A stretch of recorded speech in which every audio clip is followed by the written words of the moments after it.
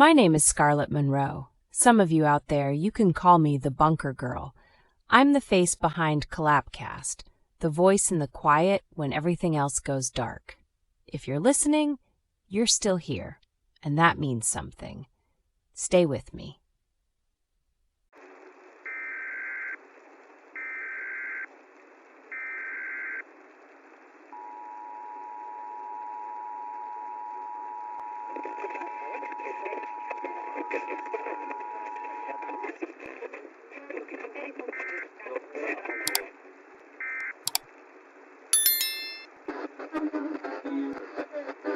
Please drop a comment and tell me where you're tuning in from. Or just tell me how your day went. Good or bad, calm or chaotic, I want to hear it. These broadcasts take a lot of time and energy to keep alive, and your support is what keeps this signal reaching a little farther each night. So if you can, hit the like button and subscribe to stay on the frequency. It means more than you know, especially now.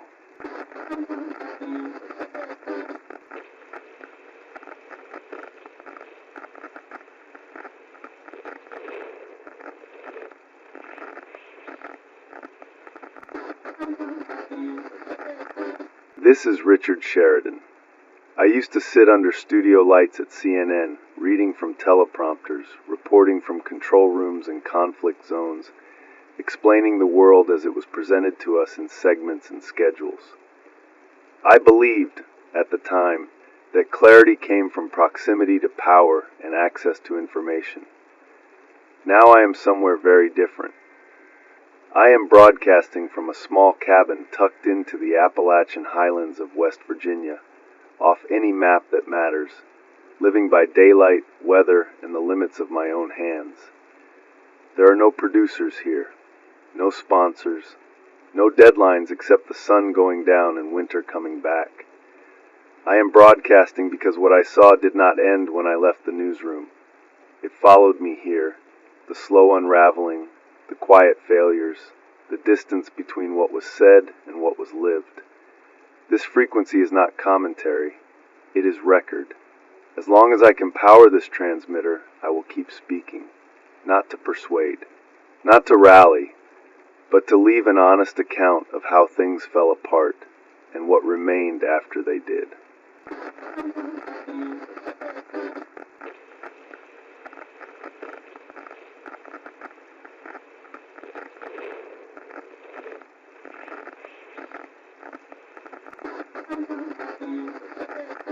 I used to think collapse would be loud.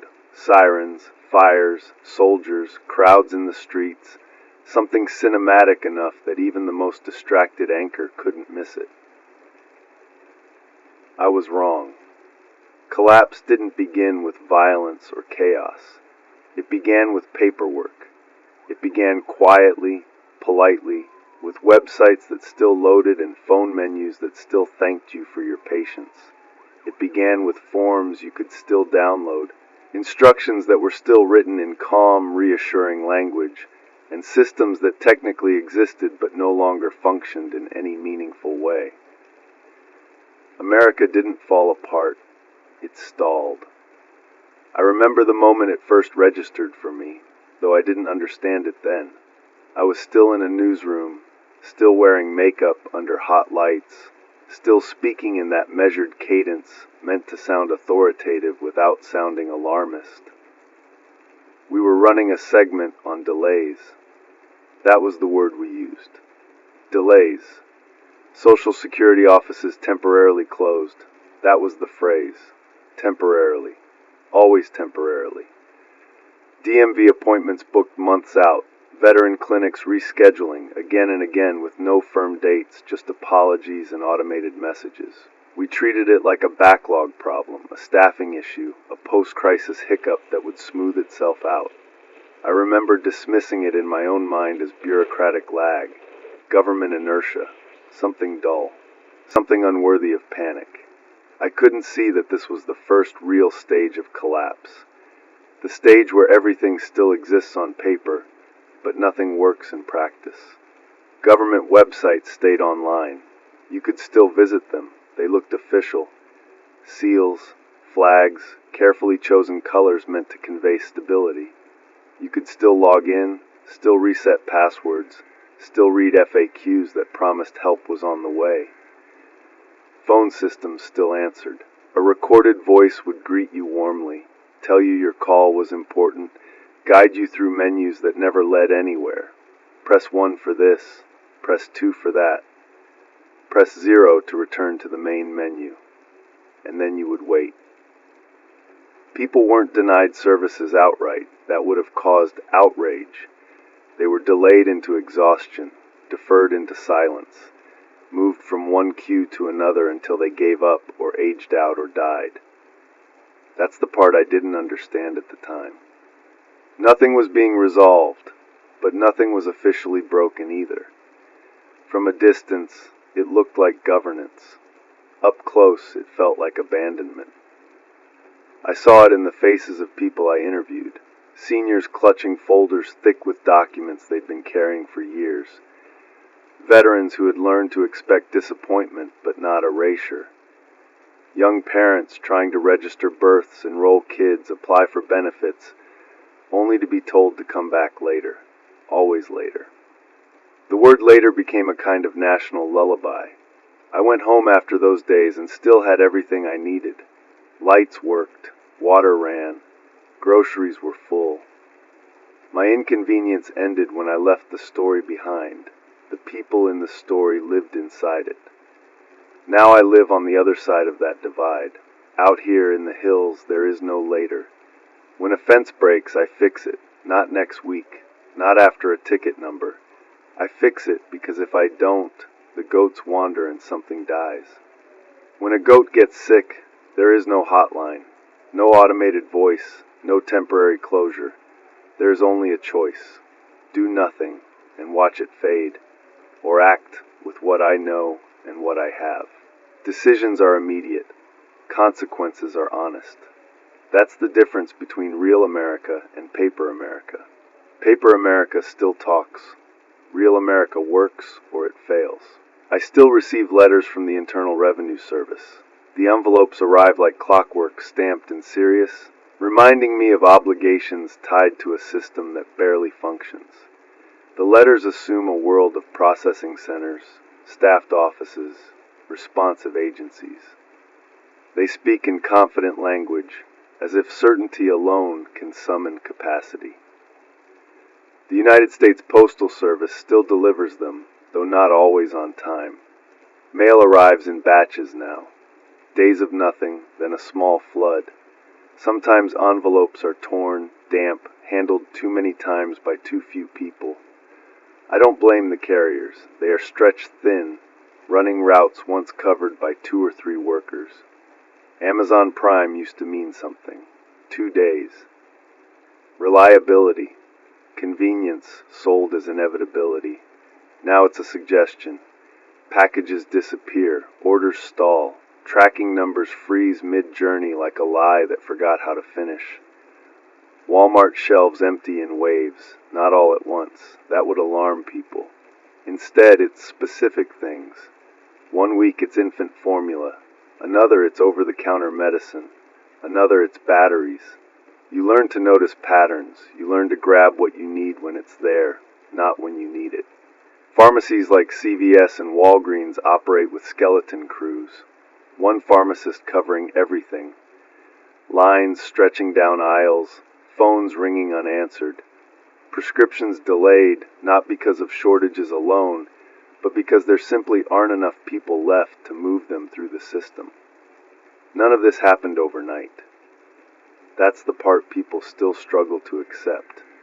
Trust didn't erode because of one scandal, one election, one crisis. It eroded because nothing ever resolved. Problems piled up without conclusion. Promises were made without delivery. Explanations replaced solutions. I used to help craft those explanations. We called it context. We called it nuance. We told ourselves we were preventing panic. What we were really doing was narrating decay. From my cabin, I watched the world move at a pace that makes sense again. Slow, demanding, unforgiving. A fence post rots. I replace it. A battery degrades. I adjust usage. A storm knocks a tree down across the path. I clear it or I stay isolated. Out here, systems don't pretend to function. They either do or they don't. Sometimes in the evening, I burn old paperwork for heat. Documents that once represented access. Notices, statements, instructions. Things that mattered until they didn't. The paper curls and blackens and the words disappear into smoke. A raven has taken an interest in that ritual. It perches nearby, patient, watching. One afternoon, it hopped closer and tore into an envelope I hadn't fully burned, its beak ripping through official language with casual efficiency. It scattered scraps across the dirt, bits of letterhead and barcodes and polite phrasing. Paper America, shredded. The bird flew off with a strip of it, something that once required signatures and waiting periods and approvals, now just nesting material. That image has stayed with me. America did not collapse when buildings fell or when markets crashed. It collapsed when paperwork replaced action and patience replaced accountability, when systems kept talking long after they stopped listening. This is part 2 of these broadcasts. If part 1 was about what failed, this part is about how it failed without admitting it. I am going to document the gap between what was promised and what was delivered, between what still exists on paper and what survives in reality. I don't know who is listening. I don't know how long this signal will hold. But as long as I have power, as long as I have breath, I will keep recording what Paper America could not. This is Richard Sheridan, and this frequency remembers.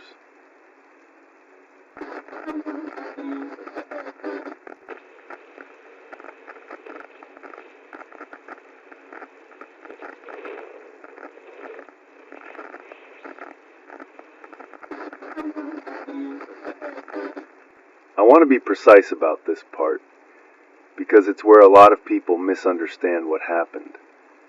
Freedom did not collapse in America because soldiers marched into neighborhoods or because tanks rolled down highways.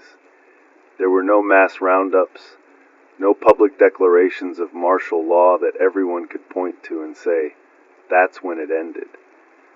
What collapsed was freedom without force. Control became quiet. It arrived politely. It arrived disguised as policy adjustments, risk management, corporate compliance, safety measures, and algorithmic decisions. It arrived without uniforms and without gunfire. And because of that, most people didn't recognize it as control at all. They thought it was inconvenience. They thought it was bad luck. They thought it was their fault.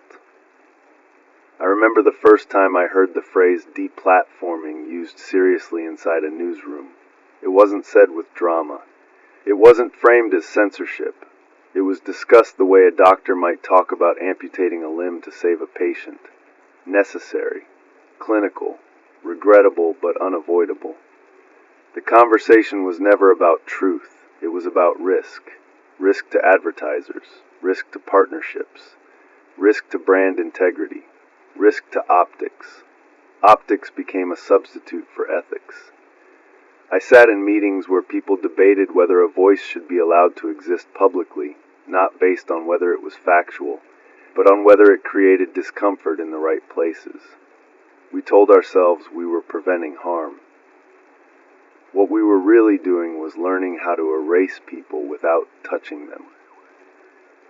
That skill did not stay in newsrooms. It migrated.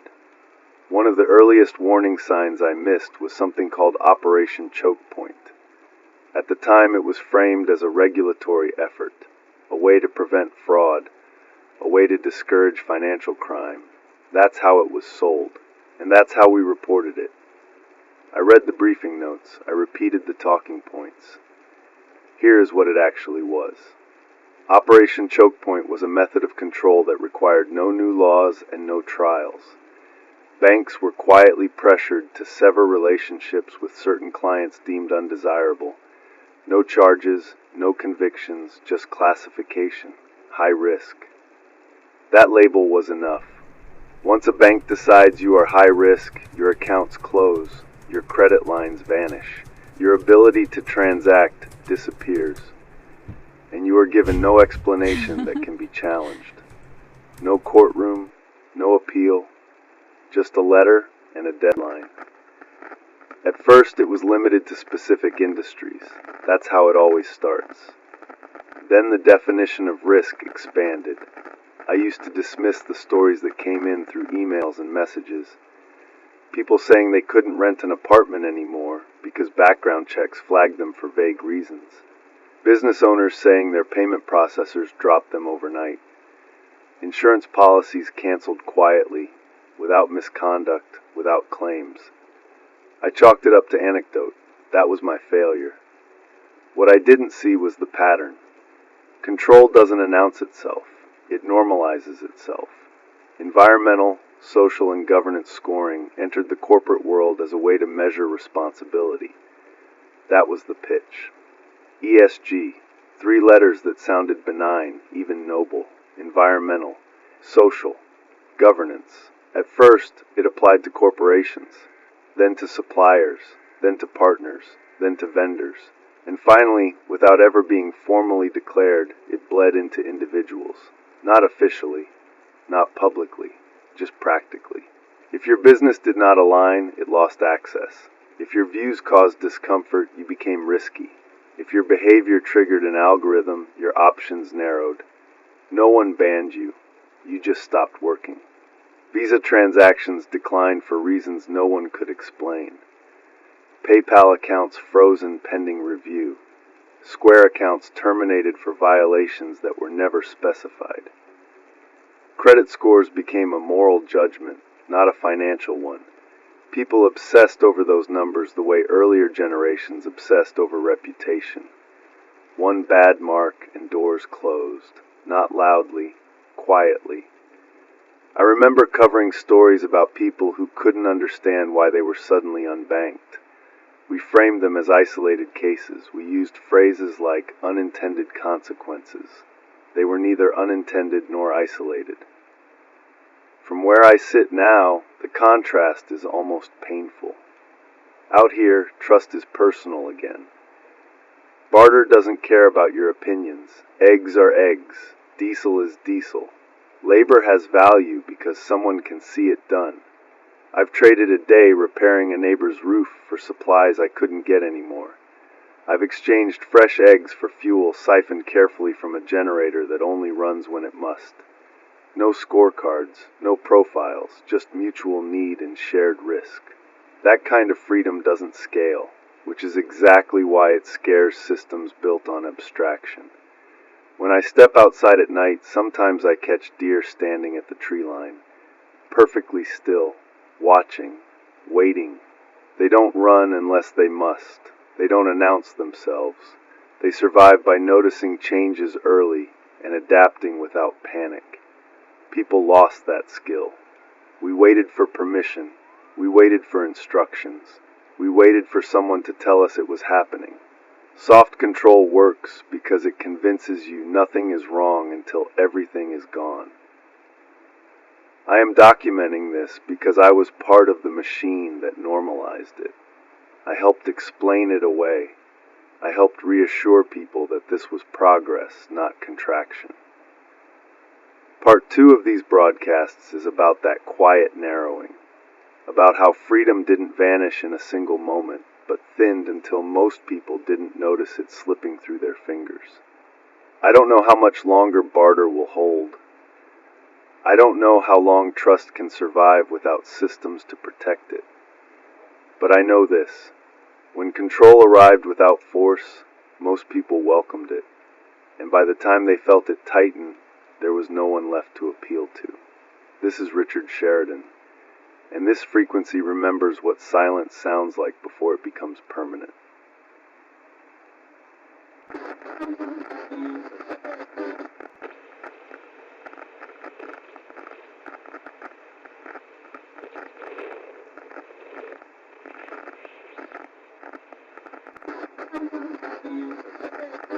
I want to talk about the newsroom now.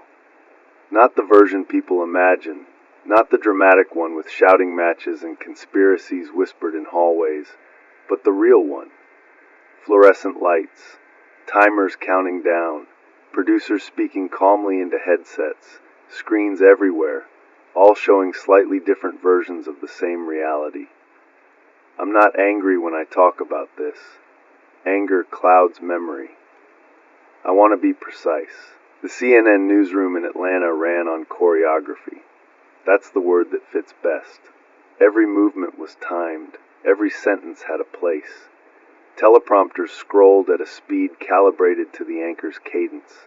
Segment clocks counted down in red, reminding you that truth had a duration, and when the clock hit 0, it ended whether you were finished or not.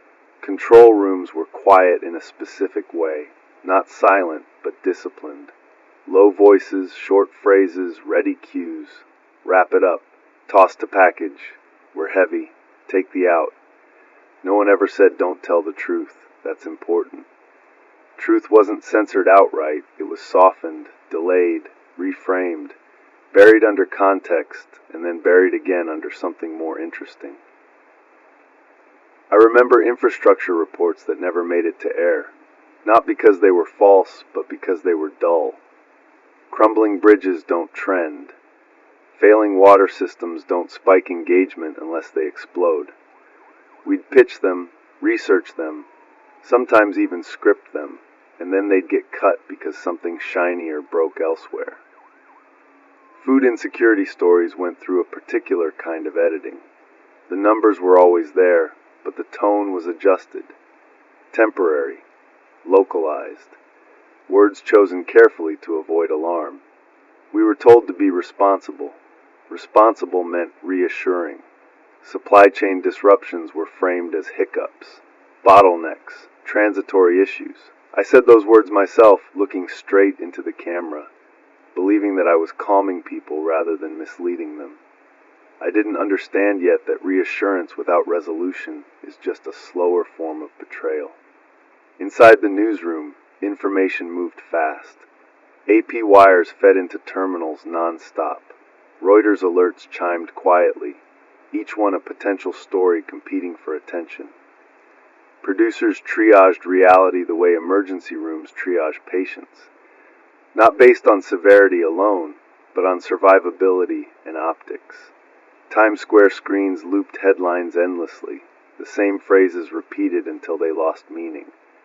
Breaking, developing, sources say. The repetition created the illusion of motion, even when nothing actually changed. We measured everything: ratings, shares, viewer retention, drop-off points. The data told us when people stopped listening. What it couldn't tell us was why they never came back. The first time I realized audience trust was gone, it wasn't because of a poll. It wasn't because of a focus group. It was because of silence. Emails slowed, messages stopped. Not angry messages, not criticism, just absence. People didn't argue with us anymore. They disengaged. That should have terrified us. Instead, we blamed fatigue, information overload, short attention spans. We told ourselves the audience was the problem, not the product. I remember walking through the Atlanta headquarters late one night, after a long day of coverage that felt important but accomplished nothing. The building hummed. Servers, monitors, the machinery of narrative still running, even as the connection to the outside world thinned.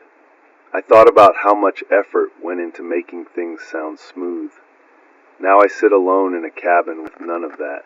No sponsors, no advertisers, no producer in my ear telling me to tighten it up, no metrics showing me when you stop listening. If this signal reaches you, it reaches you. If it doesn't, there will be no report telling me why. That's strangely freeing. Out here, nothing is edited for comfort. If the generator sputters, I hear it. If the weather shifts, I feel it in my joints. When something fails, it fails honestly. I still think about the stories that never aired, the ones that would have sounded boring at the time. Infrastructure slowly decaying, systems losing redundancy, people slipping through cracks that weren't supposed to exist. We didn't lie, we omitted. And omission, over time, builds a false world just as effectively. As dusk settles here, a barred owl calls from the trees. Its sound cuts through the air cleanly. No filters, no framing. It doesn't care if the call is palatable. It doesn't soften itself for an audience. That sound reminds me why I'm doing this now. This frequency will not soften anything. It won't delay uncomfortable truths until they're irrelevant. It won't bury the unglamorous parts of collapse under brighter distractions. I was trained to speak calmly while the ground shifted beneath us. Now I speak calmly because panic is useless, not because someone is counting down my seconds. Part 2 of these broadcasts is about the things that couldn't be said when it mattered. About how the newsroom functioned perfectly, even as reality frayed. I don't expect forgiveness. I don't ask for it. I'm here to document what I saw, what I missed, and what I finally understood when there were no more teleprompters to hide behind. This is Richard Sheridan, and this frequency tells the story that never made it to air.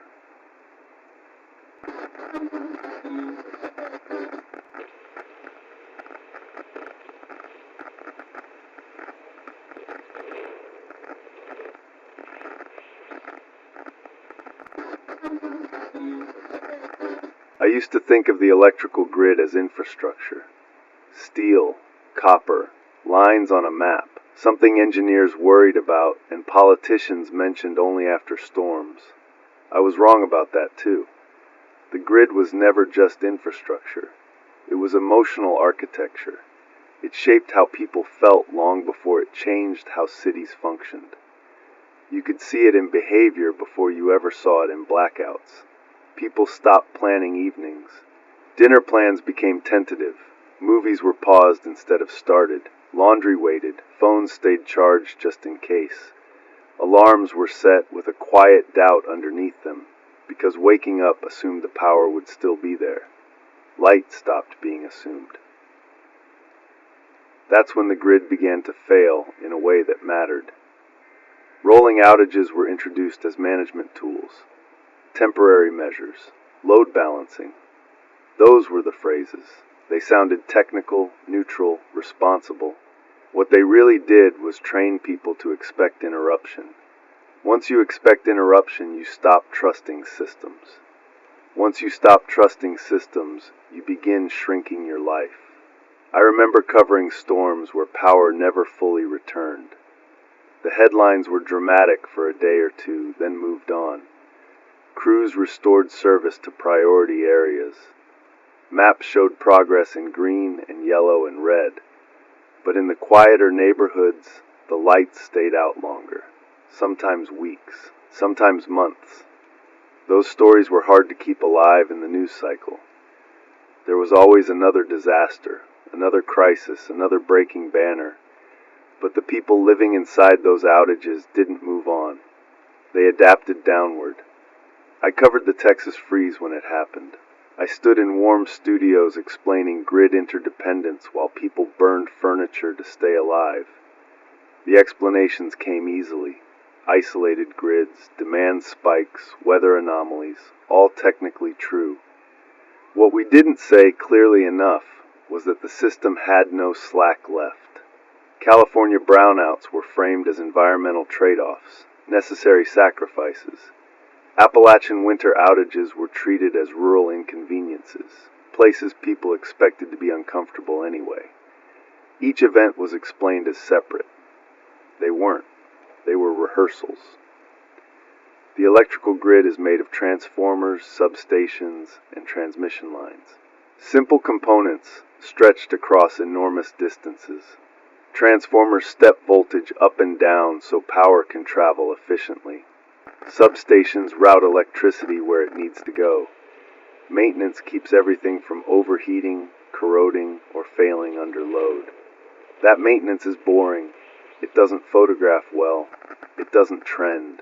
It requires people who know systems deeply and time to fix problems before they become emergencies. America stopped doing that kind of work quietly. Backlogs grew, inspections were delayed, parts were reordered and reordered again. Crews aged out, knowledge walked out the door with retirements and never fully came back. So the grid became fragile. Not in a dramatic way, in a subtle one. Small failures cascaded. Out here I feel that fragility in my bones.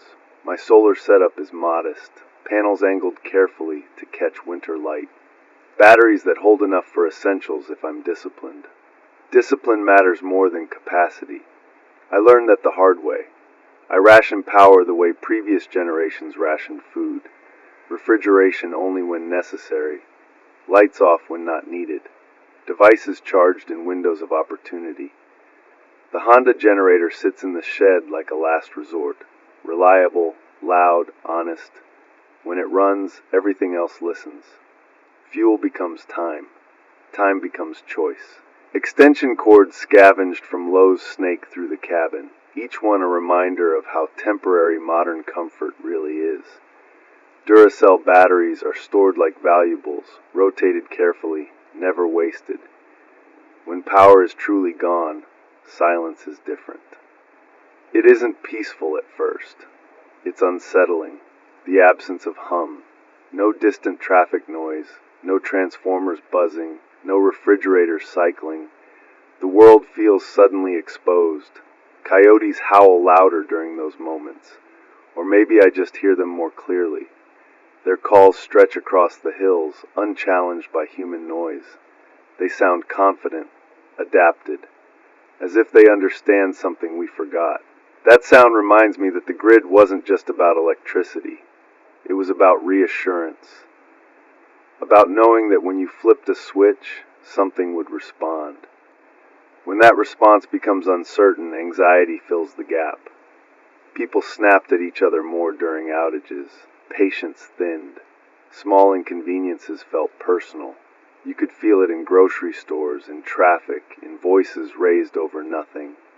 The grid shaped moods, and when it faltered, it changed who people were. This episode connects to the last one because the grid failed the same way information failed. Quietly, gradually, without an announcement. There was no moment when someone said the grid no longer works. There were only advisories, conservation requests, emergency texts that became routine.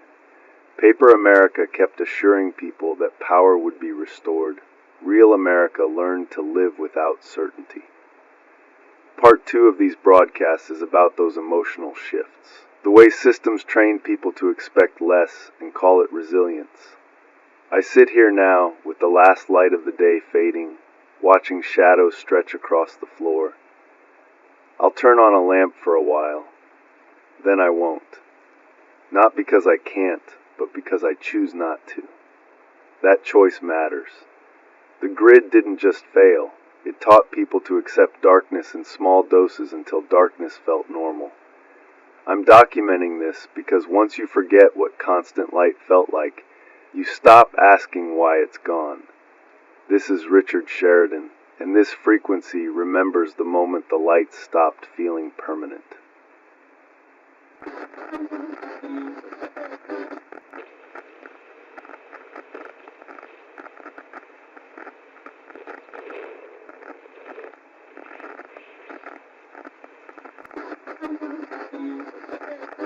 Food used to be abstract to me.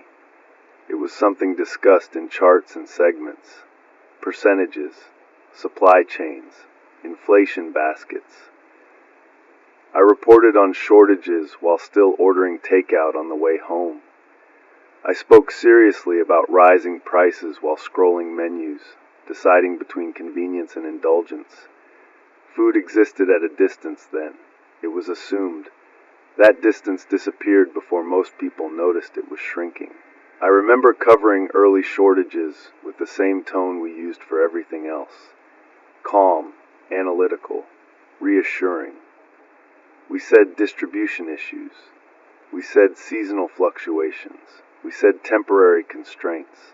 I would step out of the studio afterward and still be able to grab dinner without thinking about it. That disconnect dulled my instincts. Grocery stores were the first place reality began whispering instead of shouting. At Kroger, limits appeared quietly. 2 items per customer, sometimes 1. Signs printed on plain paper taped to shelves like apologies. Not panic, just guidance. The kind that trains behavior slowly. Costco looked full from a distance, pallets stacked high, bulk abundance. But if you paid attention, gaps appeared. Entire categories missing. Rows where something used to be, replaced by space and fluorescent lighting. No explanation, no signage, just absence. Dollar General was the most honest indicator. Bare aisles there didn't feel temporary. They felt resigned. Less restocking, fewer choices. Shelves that stayed empty long enough for dust to settle. That's when food stopped being abstract and became arithmetic. Calories replaced taste. People started doing math in their heads without realizing it. How long will this last? How many meals is this? What can I skip today to make tomorrow easier? From this cabin, food is no longer symbolic. It is practical. It is measured. It is personal. Beans are reliability. Dried, soaked, cooked slowly. They stretch. They forgive mistakes. Venison is effort. Days of tracking. One clean shot. Nothing wasted. Meat portioned carefully, each package representing work already done. Potatoes are patience. They grow quietly. They store well. They fill the stomach without drama. Stored rice is insurance. It doesn't taste like much, but it keeps the edge off hunger when everything else runs thin. Canned goods are memory. Things preserved from a time when abundance allowed for foresight. Each can opened is a calculation, not a habit. Hunger itself is not dramatic. That surprised me. It isn't sharp at first. It's dull, persistent, a low pressure behind the eyes. Thought slows, emotions flatten, decisions narrow. You don't think about the future when you're hungry. You think about relief. That's what makes hunger dangerous. Not because it causes chaos immediately, but because it shrinks people inward. It shortens their patience. It makes them easier to manage. I see squirrels doing something similar outside, hoarding obsessively, gathering far more than they need for the moment. Not because they understand winter, but because instinct remembers scarcity. They don't waste energy judging abundance. They prepare. Watching them taught me something I should have learned earlier. Food isn't comfort, it's continuity. When systems falter, people who can feed themselves think differently. They plan, they observe, they wait. People who can't become reactive. This episode follows the last because hunger follows darkness. When the grid fails, refrigeration fails. When refrigeration fails, food changes. When food changes, behavior changes. I think back to the newsroom, to nights when catered meals arrived untouched because breaking news kept us busy. I remember how easy it was to ignore what we weren't feeling. Out here, nothing is ignored. I eat what I have. I stop when it's gone. I listen to my body the way I used to listen to producers counting down seconds. The difference is that now, the feedback is honest. I'm documenting this because collapse isn't just about losing things. It's about losing the buffer between need and consequence. Food used to sit behind glass and branding and logistics. Now it sits in my hands. This is Richard Sheridan, and this frequency remembers the moment food stopped being a product and started being a responsibility.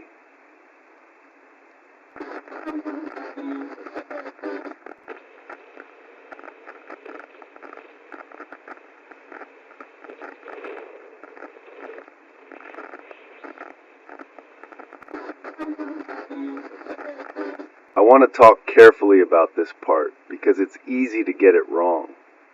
It would be easy to mock, easy to sneer, easy to reduce an entire generation to slogans and stereotypes. That would be dishonest, and it would miss the point entirely. What collapsed wasn't character, it was preparation. I interviewed a lot of young adults during my last years in the field.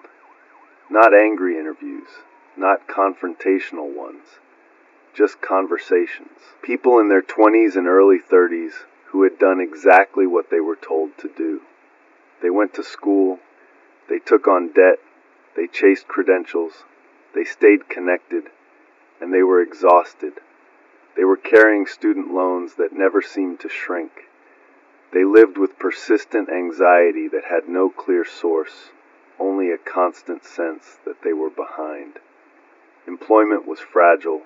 Jobs were technically available, but rarely stable. Benefits were conditional. Schedules changed weekly. Futures were impossible to picture beyond a few months. I remember asking one young man what he would do if his job disappeared tomorrow. He didn't answer right away. He laughed, then stopped. He said he'd probably refresh his phone and hope something else came through. That answer stuck with me. Algorithmic life replaced skill acquisition without anyone voting for it. People learned how to navigate apps, not systems. They learned how to optimize profiles, not repair tools. Knowledge came in fragments, short videos, tips without context, hacks without fundamentals. TikTok became a classroom without a curriculum. Influencer survival myths spread quickly because they were entertaining, not because they worked. People believed they could live off shortcuts. That competence could be downloaded. I reported on this gently at the time. We framed it as generational shift. New learning styles, digital natives. We avoided asking what was being lost. Hands-on competence vanished quietly, not because young people were incapable, but because they were never required to practice it. When everything arrives on demand, you don't learn how to make it. When systems catch your mistakes, you don't learn how to recover from them. Then the systems stop catching people. Out here, I see how quickly adaptation happens when it must. I've watched neighbors who had never split wood learn to do it badly, then better. I've seen people who never cooked beyond microwaves learn to stretch ingredients, burn meals, try again. Unpreparedness was not a moral failure, it was systemic. We built a world that rewarded optimization over resilience, efficiency over redundancy, convenience over competence. Then we removed the safety nets and acted surprised when people fell. I think about iPhone battery anxiety now and realize it was a rehearsal. The low power warning wasn't just about the phone, it was about dependence, about knowing that once the battery died, access died with it. Gig economy apps failed quietly, updates stopped, payments delayed, support chats went unanswered. People who depended on those systems weren't lazy, they were trapped. Student loan portals froze at the worst possible moments. Logins failed, balances updated incorrectly. Phone lines looped endlessly. Paper America kept insisting obligations existed while real America removed the means to meet them. That disconnect crushed morale. Here, competence returns because it has to. If something breaks, I learn how to fix it or live without it. There's no search bar that solves the problem for me. Only trial, error, memory. I watched a young fox this spring near the creek. It stalked clumsily, missed easy chances, lunged too early, failed repeatedly. No instruction, no theory, just feedback.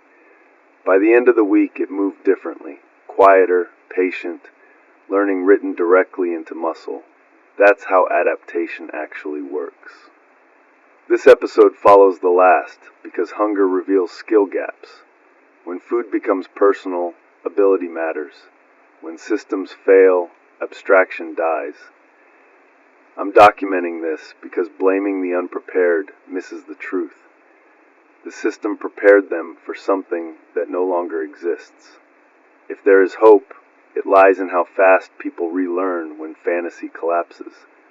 I've seen it happen, not universally, not easily, but enough to know it's possible. This frequency isn't about assigning shame. It's about recording the cost of removing competence from daily life. This is Richard Sheridan, And this frequency remembers when knowing how to live quietly became the rarest skill of all.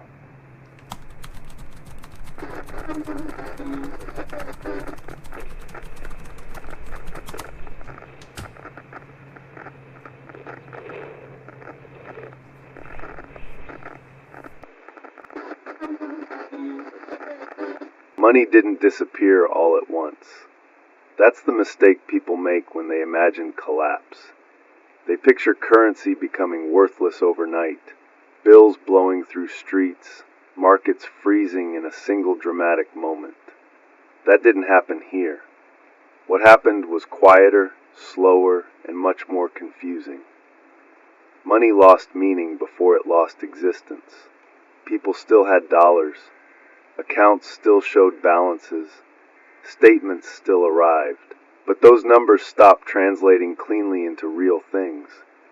You could have money and still not get what you needed. You could have savings and still be stuck. Exchange never stopped. It just changed its grammar. I need to explain de-dollarization plainly because it gets wrapped up in global finance debates that miss the lived experience.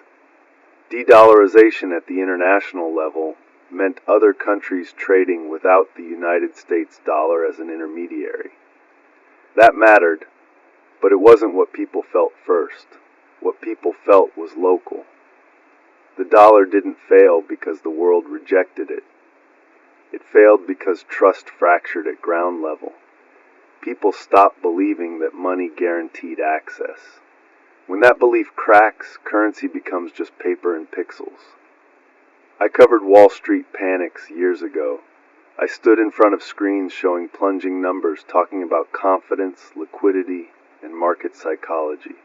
Traders yelled, analysts speculated, anchors reassured. We treated it like weather, volatile but survivable. I remember one day in particular, standing near the exchange, watching people pour out of buildings with phones pressed to their ears, faces tight with fear. At the time it felt historic. Now it feels ironic. Out here, no one asks about the Dow. They ask what you have. Barter didn't return because people romanticized it. It returned because it works when systems don't. Exchange is older than money. It doesn't require belief in institutions, only agreement between two people. Ammo became a language, not for violence, but for assurance. A box of Winchester ammunition represented food on the table later, protection, skill, commitment. It held value because it could be used, not because someone said it was worth something. Fuel became time.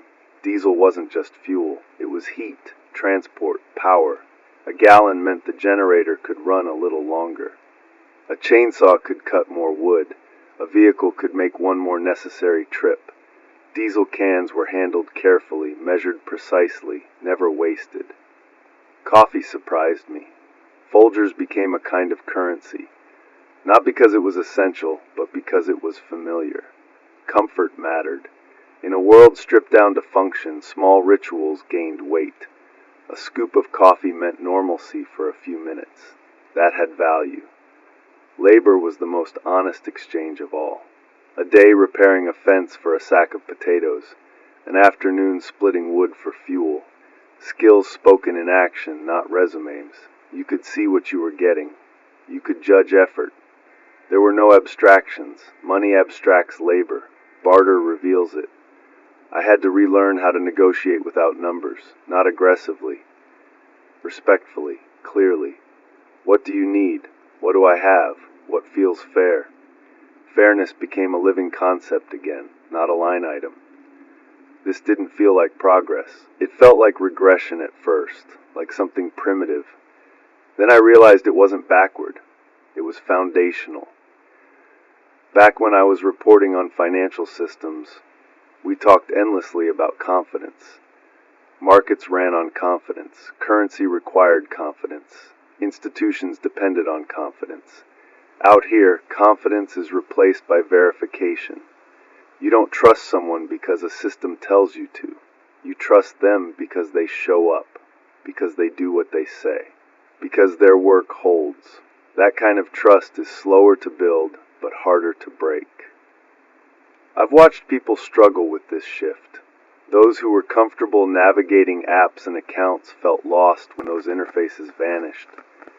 Those who had tangible skills adapted faster, regardless of education or background.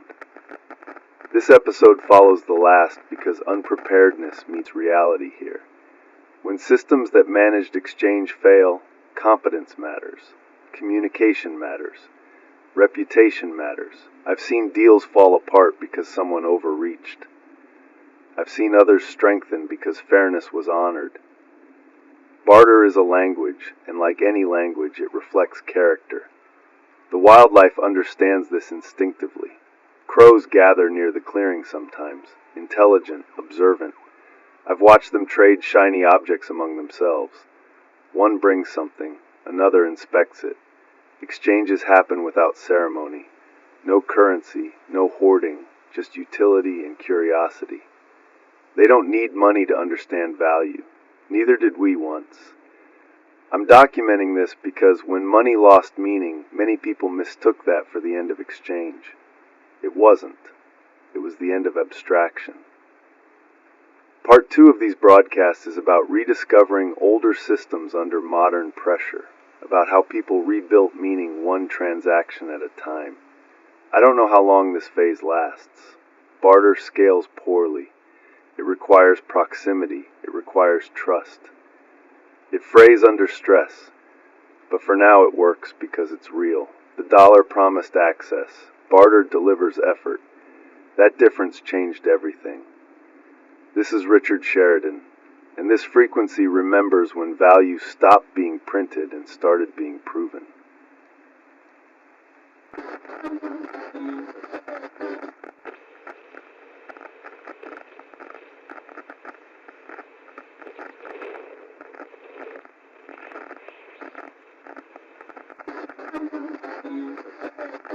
The collapse didn't just happen outside of people, it happened inside them.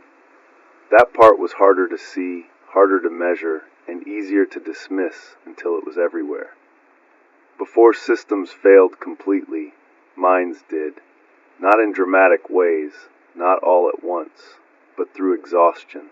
I remember the early days of doom scrolling, before the word itself felt tired. People stayed awake late, refreshing feeds, chasing clarity that never came. Headlines blurred together. Alerts stacked on alerts. Every update contradicted the last one. Certainty evaporated, replaced by speculation and urgency. At first, people were energized by it. Fear sharpened attention. Then fatigue set in. You can only be alarmed for so long before the nervous system adapts. After that, you don't panic. You go numb. I saw it in myself before I recognized it in others. There were nights I couldn't sleep even when I was exhausted.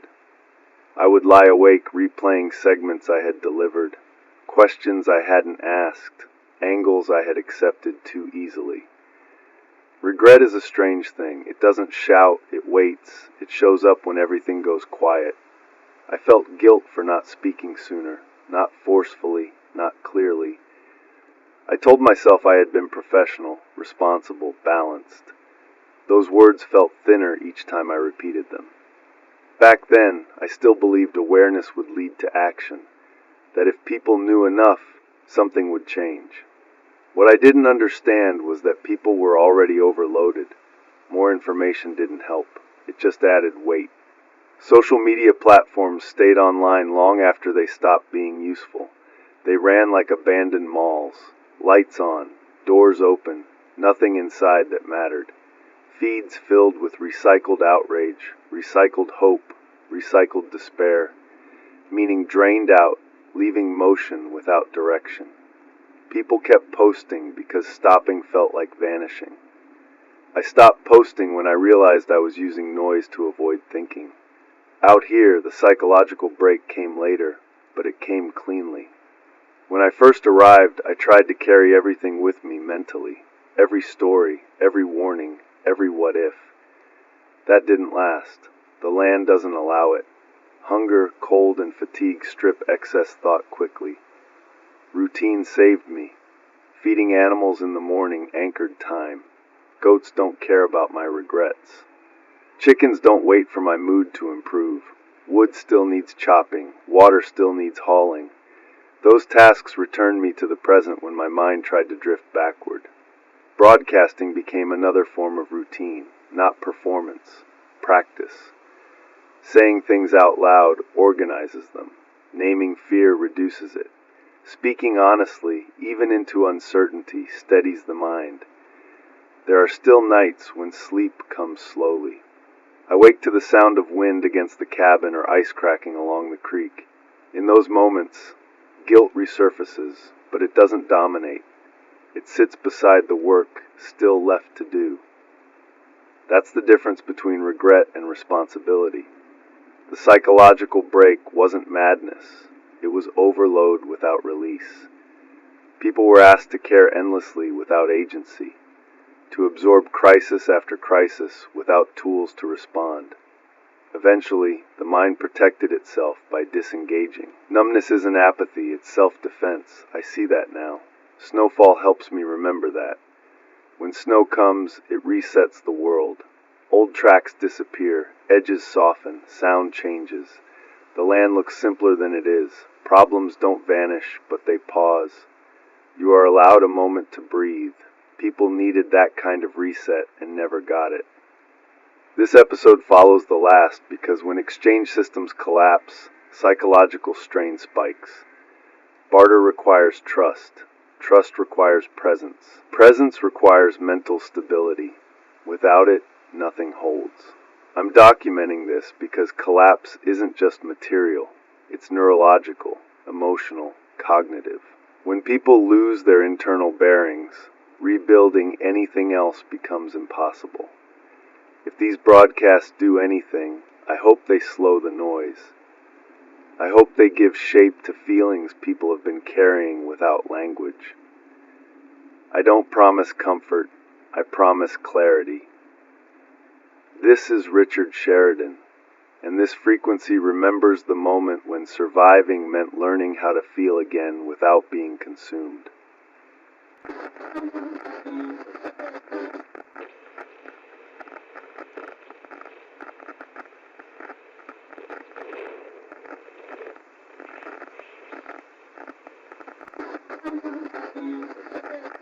People like to ask when it happened. They still ask it even now, as if there must have been a single day, a single broadcast, a single moment when everything tipped over and never came back. They want a date they can circle, a line they can draw, a moment they can point to and say, that was it. America did not collapse that way. There was no thunderclap, no universal blackout. No announcement delivered in a steady voice telling everyone the experiment was over. What happened instead was overlap.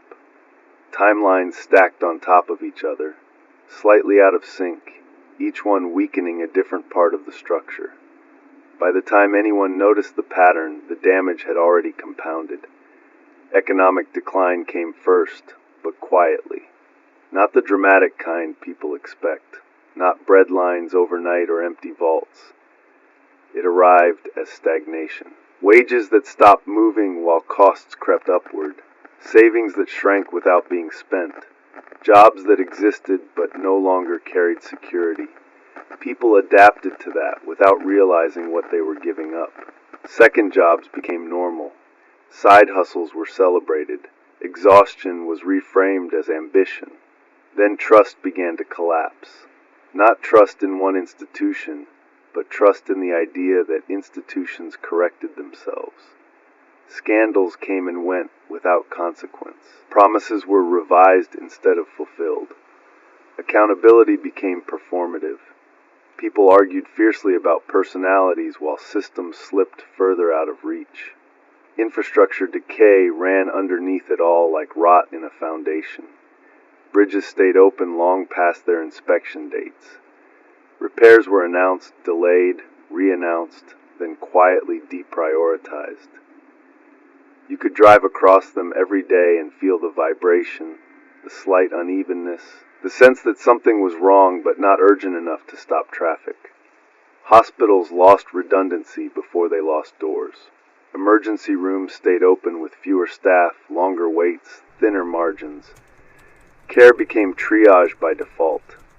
Not because people didn't care, but because there was never enough time or capacity to catch up. Schools hollowed out slowly. Buildings stayed standing. Mascots remained. Calendars were printed, but resources vanished. Class sizes grew. Support staff disappeared. Teachers burned out quietly. Education became supervision. Cultural fragmentation accelerated everything. People argued loudly about symbols, language, and identity while material systems failed quietly behind them. Debate replaced maintenance. Outrage replaced repair. Attention drifted toward whatever felt urgent instead of what was essential. I covered those arguments while standing on streets that needed resurfacing, near water systems that leaked, across from public buildings that hadn't been renovated in decades. The contrast was there if you looked for it. Most people didn't. They were busy surviving, busy arguing, busy scrolling, busy blaming each other for problems no individual could fix alone. Out here, time feels different. Patterns stretch longer. You see cause and effect more clearly. When a tree falls, it's never because of the storm alone. The rot was already inside. I've walked past trees for years that looked healthy until the day they didn't. Green leaves, solid trunks, then one hard wind and they were down, hollow at the core. Collapse works the same way. What fell wasn't America in a single piece. It was overlapping failures reaching critical mass. Economic strain weakened trust. Trust erosion undermined cooperation. Infrastructure decay reduced resilience. Cultural fragmentation consumed attention. Each problem fed the next. People didn't ignore the warnings. They argued about them. They debated statistics. They disputed motives. They waited for consensus while systems required action. By the time agreement might have been possible, the window had closed. This broadcast is not prophecy. That matters to me. I'm not predicting what will happen next. I'm recording what already did, what unfolded slowly enough to be denied and fast enough to overwhelm. Part 2 exists because memory collapses faster than systems. People forget how gradual the change was. They rewrite history into something simpler, more dramatic, easier to emotionally process. That does a disservice to the truth. From this cabin, I see how everything connects, how food links to energy, how energy links to morale, how morale links to trust, how trust links to cooperation. Break one link and the others strain. Break several and the chain fails. This episode ties directly to the last because psychological collapse thrives on confusion about timing. When people can't identify when things changed, they assume nothing has changed at all. That assumption is dangerous. I'm documenting this so that whoever is listening understands this wasn't sudden and it wasn't inevitable. It was cumulative. America did not collapse all at once. It collapsed layer by layer while people were busy arguing about the surface. This is Richard Sheridan, and this frequency remembers how quietly the structure gave way before anyone heard it fall.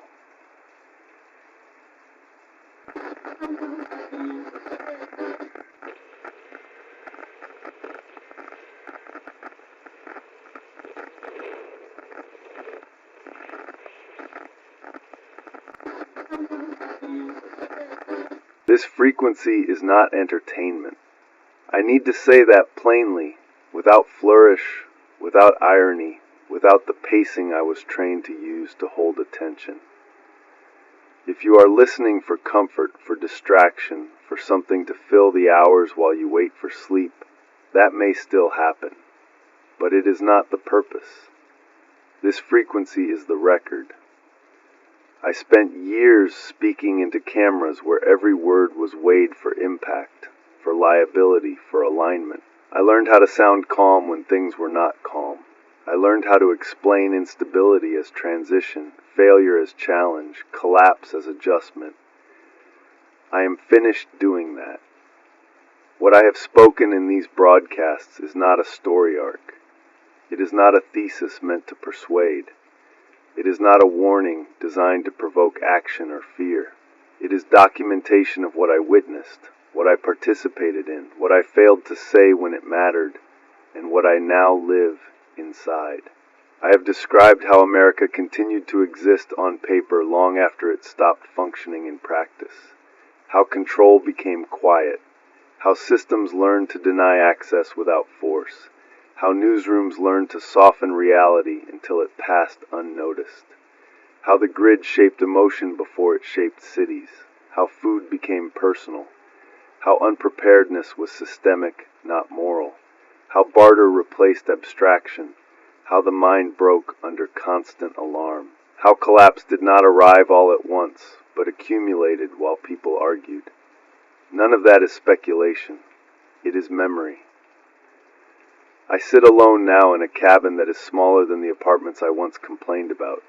There are no control rooms here, no producers, no screens looping headlines. There is a table, a radio, tools I know how to use, animals that depend on me, and land that does not care who I used to be.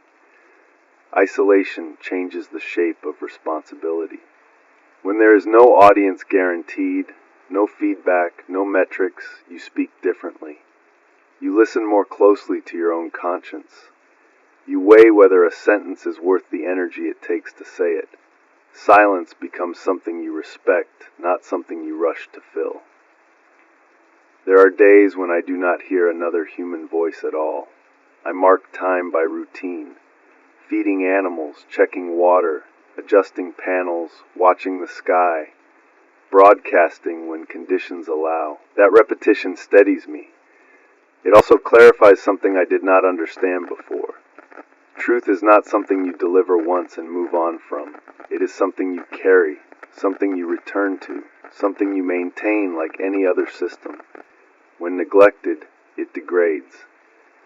I used to believe truth was self-sustaining, that if it existed, it would surface. I was wrong. Truth requires conditions. It requires space. It requires people willing to hold it even when it is inconvenient. I name myself now not as a brand, not as a credential, not as an authority. My name is Richard Sheridan. I say it because names matter when institutions fail. Because anonymity is easy and responsibility is not. Because if this signal is found later, if these recordings outlast me, someone should know that a person stood behind them. Not a channel, not a network, a person. I do not claim neutrality anymore. Neutrality was a luxury of stable systems. What I claim instead is honesty, about what I saw, about what I did, about what I live with now. I have no illusions that these broadcasts will change the course of events. That was another illusion I had to shed. Documentation is not intervention, but it is not nothing. Records matter. They matter when narratives shift. They matter when blame is reassigned. They matter when future explanations are written by those who were not present. This frequency exists so that someone, somewhere, can hear what it felt like while things were failing quietly. Not the headlines, not the speeches, the texture, the erosion. The moments when people sensed something was wrong but could not yet name it. I will continue broadcasting as long as power and breath remain. That is not a promise of longevity. It is a statement of intent. When the batteries are charged, when the generator has fuel, when my voice still works, I will speak. Not every day, not on a schedule. When conditions allow. If the signal drops, it drops. If it returns, it returns. There will be no farewell episode designed to resolve anything. Collapse does not resolve cleanly. Dawn comes differently now. When the night has been long and the cold has settled deep, the first birds begin before the light does. Small sounds at first, tentative, then more confident. Song layering over silence, not because the world is fixed, but because life continues to assert itself. That sound reminds me that endurance is not optimism, it is persistence. These broadcasts are part of that persistence. They are not meant to frighten you, they are meant to remember. This frequency is the record. This is Richard Sheridan, and as long as I am here, it will continue.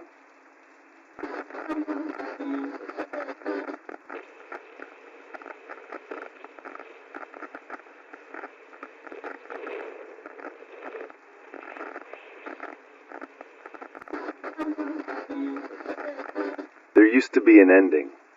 That's the part people forget now. Elections used to end. Not perfectly, not without tension, not without people feeling disappointed or even angry, but they ended. There was a night, a morning after, a concession speech delivered with tight smiles and forced dignity, and then the country exhaled.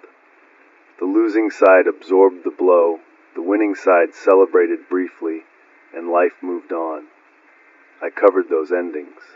I stood in hotel ballrooms where defeated candidates thanked supporters and urged unity. I watched staffers wipe away tears while folding up signs. I heard applause that wasn't joyful but respectful. It mattered. Those moments stitched the country back together just enough to keep it functioning. That stitch is gone. What replaced it wasn't chaos. It was suspension. America entered a state of permanent political suspense, a country forever waiting for a resolution that never arrives. Elections stopped being civic conclusions and became emotional conditions, something people lived inside of rather than moved through. Primaries bled into general elections. General elections bled into lawsuits. Lawsuits bled into recounts. Recounts bled into investigations. Investigations bled into hearings. Hearings bled into commentary. Commentary fed the media cycle, and the media cycle never reset. There was no off-season anymore. I remember sitting in control rooms as producers debated whether we were still in election coverage mode or had moved on to governance. The distinction became harder to define every year. We would pivot to policy for a few days, then snap back to speculation. Polls replaced platforms. Strategy replaced substance. We stopped asking what leaders would do and focused on whether they would survive. That shift changed the public in ways that didn't show up in charts. Neighbors stopped trusting outcomes rather than candidates. That's an important distinction. People didn't just dislike the other side's nominee. They stopped believing the process itself produced legitimate results. When that belief fractures, it doesn't matter who wins. Every outcome feels imposed. I saw it firsthand. Yard signs stopped coming down. They stayed up through winters, sun-faded and warped. No longer endorsements, but declarations. Some lawns looked like frozen arguments, the same slogans standing guard long after the vote was counted. Families learned to avoid political talk at holidays, not because it was impolite, but because it was dangerous. Conversations escalated too quickly. Words hardened. Silence became safer than honesty. People who loved each other stopped discussing the future they were supposedly sharing. Local school boards turned hostile.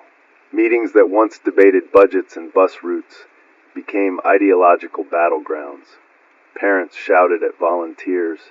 Administrators resigned quietly. Decisions about textbooks and policies took on national significance, dragging small communities into conflicts they didn't create. State legislatures were questioned constantly. Courts were accused of partisanship, no matter their rulings. Federal agencies became suspect by default. Every institution lost the presumption of good faith. Legitimacy eroded not because of a single act, but because every act was interpreted through suspicion. I covered this erosion while it was happening, and I didn't understand its full weight at the time. In earlier elections, losing candidates conceded not because they were happy, but because they understood the alternative. Refusal threatened the system itself. Concession speeches weren't admissions of defeat. They were acts of preservation. When those speeches stopped meaning anything, when concession became optional or symbolic, the country lost a ritual that helped it move forward. Without rituals, societies stall. The media didn't help. I didn't help. We treated the lack of resolution as content, endless panels, endless analysis, endless speculation. We mistook attention for engagement and outrage for participation. The longer the suspense lasted, the better it performed. But suspense has a cost. People began living as if every election was the last one that mattered, or the last one that counted. That mindset poisons trust. It turns neighbors into adversaries and institutions into enemies. It makes compromise feel like surrender. Out here, that mindset doesn't survive long. In this cabin, there are no ballots, no yard signs, no countdown clocks. There are seasons. There is weather. There is the steady movement of time that doesn't care who won anything. I mark days by frost, not headlines, by when the creek rises, by when animals change their patterns. Those rhythms restore perspective in a way no commentary ever could. I still remember reporting from places like Philadelphia and Atlanta on election nights. Streets buzzing with anticipation, bars full, screens everywhere, people refreshing results like heart monitors. I remember the tension in the air, the collective holding of breath. Now the country never exhales. Every election is treated as provisional. Every result is temporary. Every mandate is questioned before it can act. Governance becomes impossible when legitimacy is always under review. This episode follows the last arc because psychological collapse feeds on unresolved tension. When people live in constant anticipation of conflict, they burn out. When they burn out, they disengage. When they disengage, systems hollow. I see animals resolve conflict differently. Birds fight over territory fiercely, loudly, sometimes violently. Feathers fly, calls sharpen. Then just as suddenly, it ends. Boundaries are set. Each bird returns to its place. The forest doesn't remain locked in perpetual dispute. They don't relitigate the fight every day. Watching that taught me something we forgot. Conflict is natural. Endless conflict is destructive. America didn't lose its ability to argue. It lost its ability to conclude. Without conclusions, everything becomes provisional. Lives are lived on pause. Decisions are deferred. Trust drains away. This frequency exists to document that loss of finality. Not to assign blame to one side or another, but to record how the country slipped into permanent suspense while mistaking it for engagement. I don't know how or when that cycle breaks. I only know that it cannot sustain itself indefinitely. No system can operate without closure. I will continue recording these observations as long as I can, not because I expect them to change outcomes, but because someone should remember what it felt like to live inside a country that never finished a sentence. This is Richard Sheridan, and this frequency remembers when elections stopped ending and America stopped resting.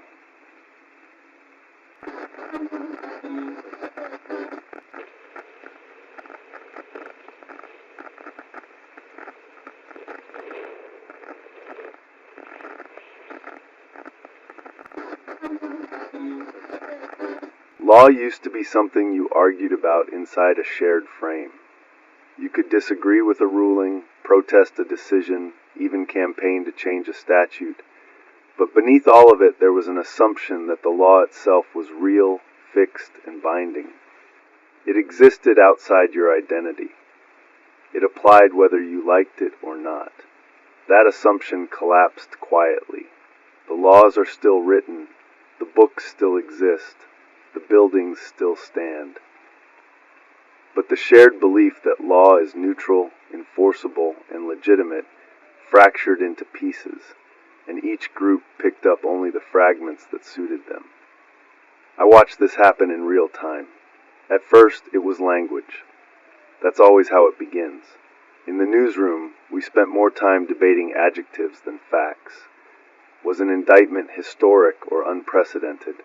Was a ruling controversial or divisive? Was an investigation legitimate or politically charged? Every word carried weight, and every word offended someone. We told ourselves we were being careful. What we were really doing was acknowledging that the audience no longer agreed on the authority of the system itself. Selective enforcement became the phrase of the decade. Prosecutorial discretion followed close behind. Both are real concepts. Both have always existed. But once they entered everyday conversation, something shifted. People stopped seeing the law as a framework and started seeing it as a weapon wielded by whichever side temporarily held power. Every high-profile case became a Rorschach test. One group saw accountability, another saw persecution. The same charges, the same evidence, the same procedures, interpreted in completely opposite ways depending on identity. There was no neutral ground left where disagreement could resolve. Supreme Court rulings didn't settle questions anymore. They ignited them. I remember nights when decisions came down and the control room went quiet, not because we didn't know how to cover them, but because we knew nothing we said would be accepted as legitimate by everyone listening. Half the audience would see the ruling as proof of justice. The other half would see it as confirmation of rot. That wasn't always true. There was a time when people could lose in court and still accept the authority of the court itself. That distinction evaporated. Losing became synonymous with illegitimacy. Winning became evidence of corruption. Once that happens, the law stops functioning as a stabilizer and becomes another front in a cultural war. On the ground, the consequences were immediate and visible. Police departments thinned out. Some officers retired early, others transferred. Recruitment dried up, not because crime vanished, but because enforcement became a no-win position.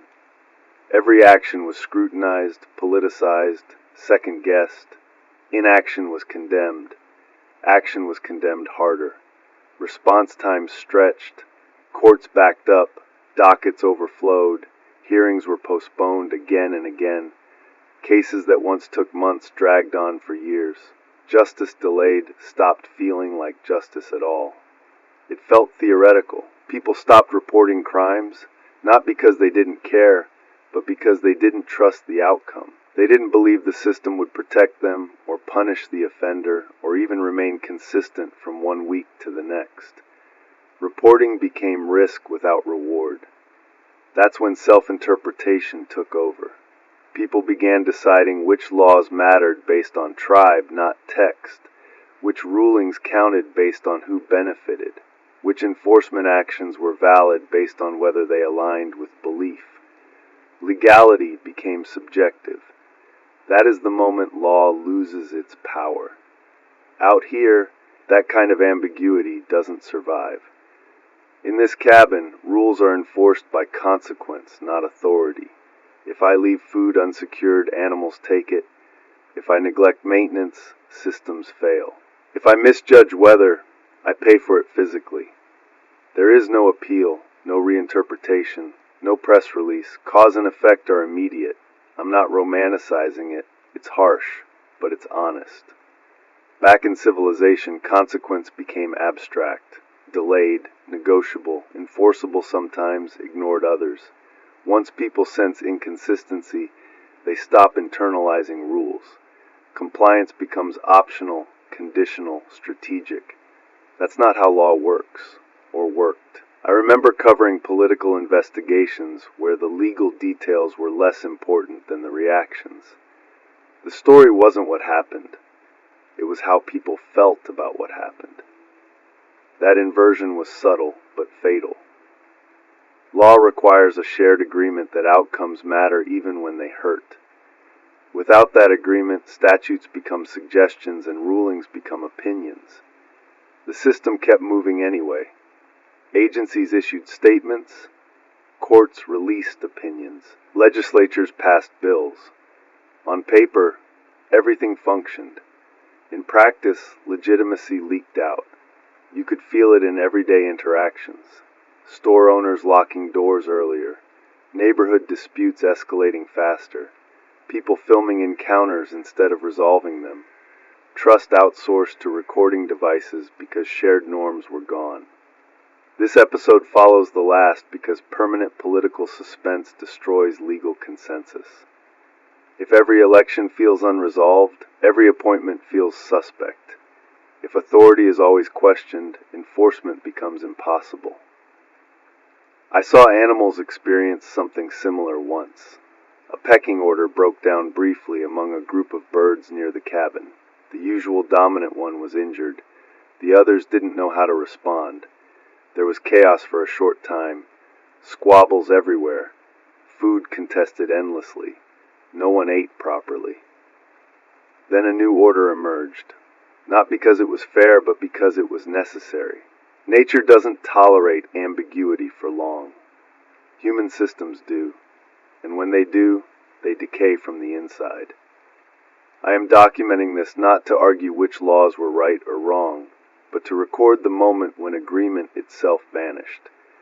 When the question stopped being what the law says and became who the law is for.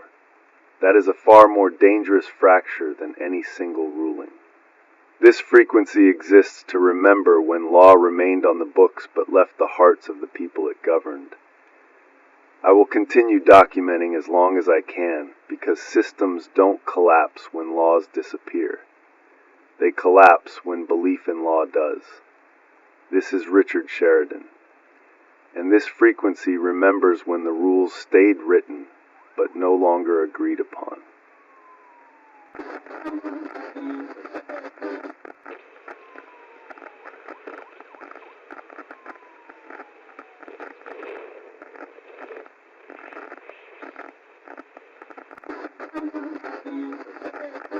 The border was never just a line on a map.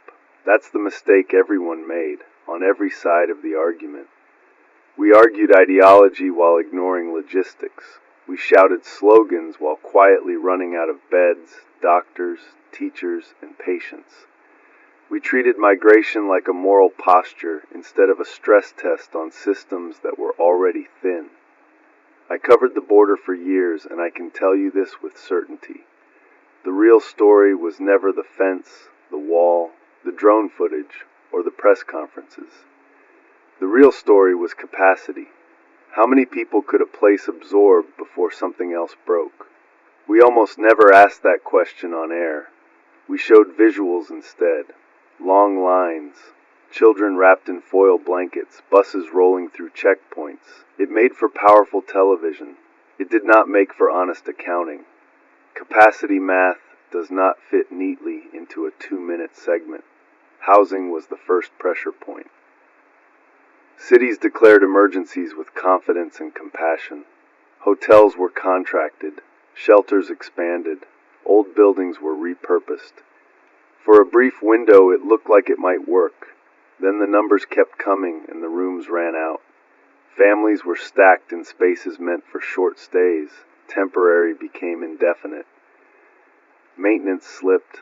Staffing thinned. Costs ballooned. Quietly, promises were revised, not revoked publicly, adjusted administratively, vouchers shortened, eligibility narrowed, waiting lists extended. Press releases still spoke of commitment, but the actual help became thinner and harder to access. Healthcare followed. Emergency rooms absorbed what clinics could not. Preventative care disappeared first. Chronic conditions worsened. Translation services lagged. Paperwork piled up. Nurses burned out. Doctors rotated through faster. The care existed, technically, but not in a way that scaled. Schools were next.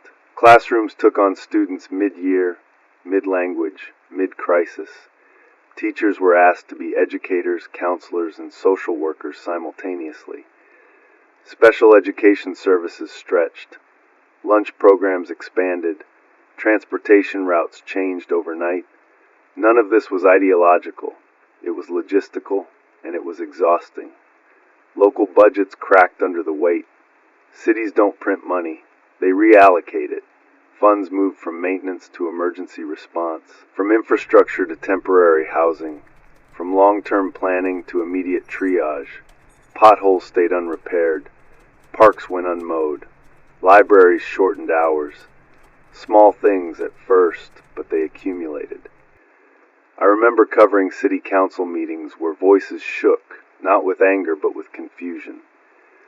Officials admitted they did not know what the next month would look like. They weren't villains. They weren't heroes. They were overwhelmed. Then resentment crept in, not always loud, often quiet. Working-class communities noticed resources shifting. Rent climbed, wait times lengthened, jobs tightened. People who were already struggling felt pushed closer to the edge.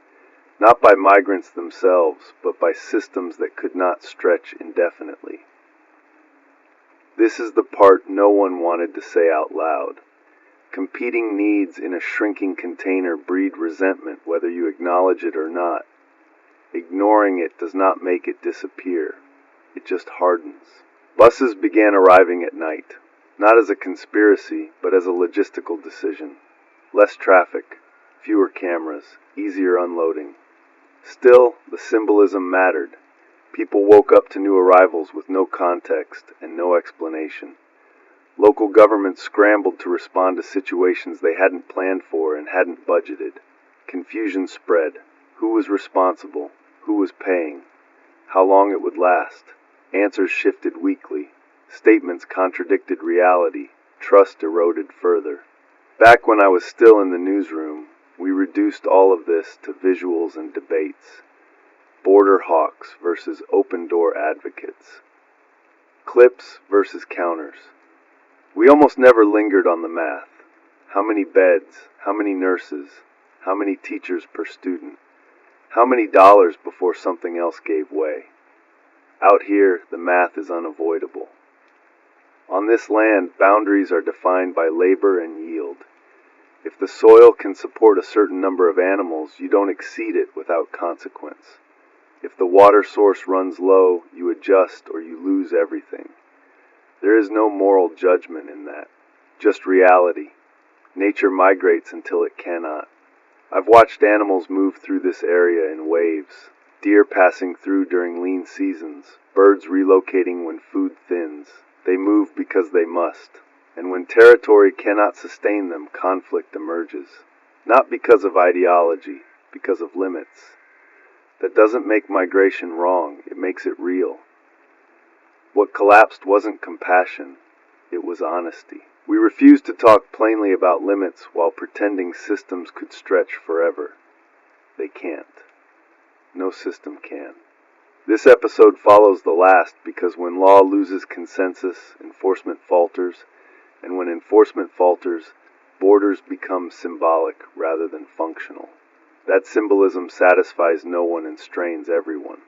I am documenting this not to assign blame, but to record how a nation argued about morality while neglecting capacity. How we turned a logistical challenge into a cultural war and lost sight of the people caught in between. This frequency exists to remember that the border was never just a border. It was a measure of what we could carry and what we refused to admit we could not. I will continue to document as long as I can because collapse doesn't announce itself with one event. It arrives through unresolved strain. This is Richard Sheridan, and this frequency remembers when movement exposed limits we were unwilling to face.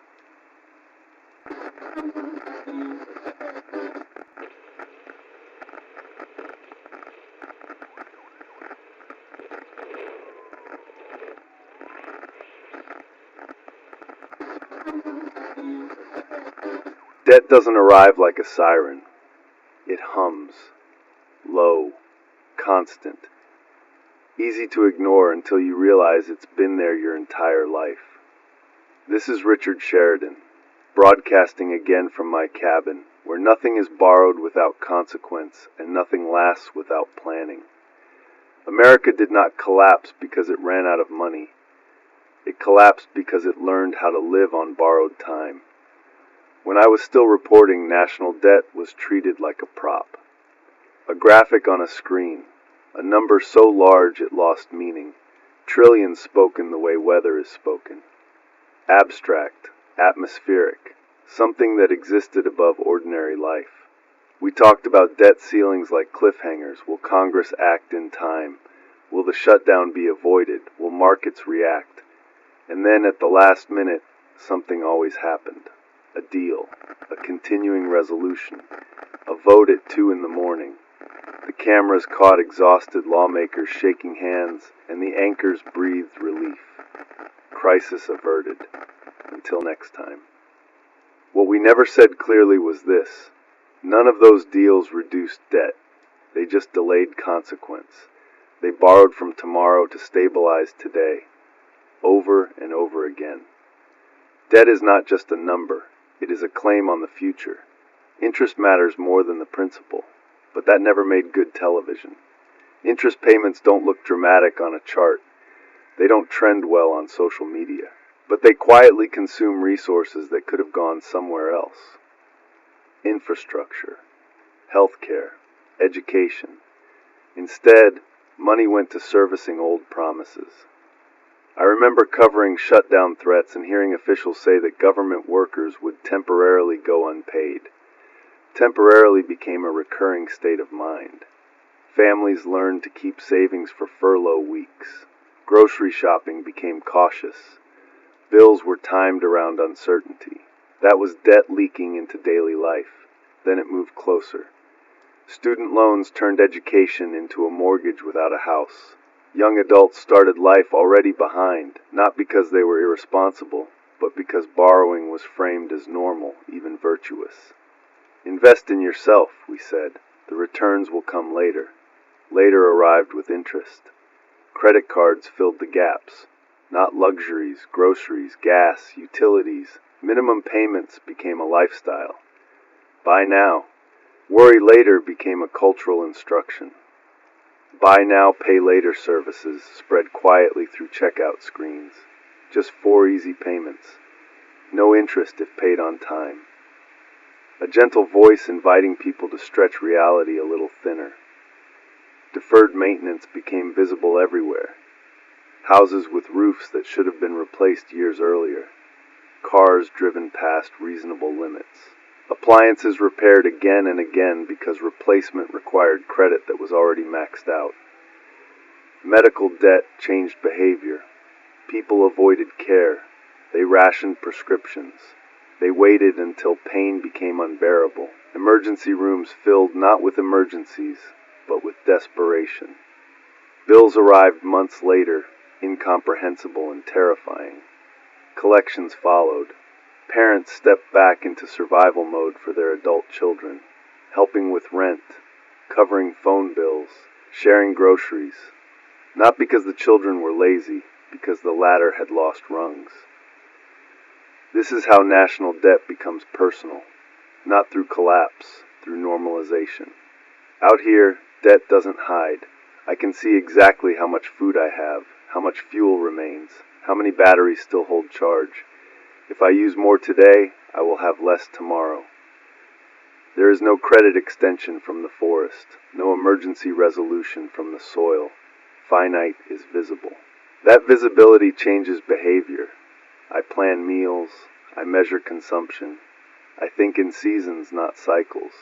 The land does not forgive overuse just because intentions were good. I've watched animals make the same mistake. Squirrels sometimes break into stored food early. They feast without restraint, driven by instinct or fear. Then winter stretches longer than expected. The stores are gone. The cost arrives later when there is nothing left to borrow. Nature does not allow debt without consequence. It only allows delay. America mastered delay. We learned to roll obligations forward, confident that growth or innovation or someone else would cover the difference. We assumed the future would always be larger, richer, more capable than the present. But the future arrived already exhausted. This episode follows the last because when borders strain capacity and systems stretch thin, debt fills the gap. It smooths friction temporarily. It keeps things moving just long enough to avoid reckoning, until it doesn't. I am documenting this not as an economist, but as a witness. Someone who watched the language of finance drift away from the reality of living. Someone who helped turn debt into background noise instead of a warning. Out here, when supplies run low, I adjust. America adjusted by borrowing. The difference matters. This frequency exists to remember that debt didn't eat the future all at once. It took small bites, reasonable ones, justified ones, until there was nothing left to grow into. I will continue to document as long as I can, because collapse is not caused by a single decision. It is built from 1,000 deferred ones. This is Richard Sheridan, and this frequency remembers when borrowing replaced planning, and tomorrow was spent to protect today.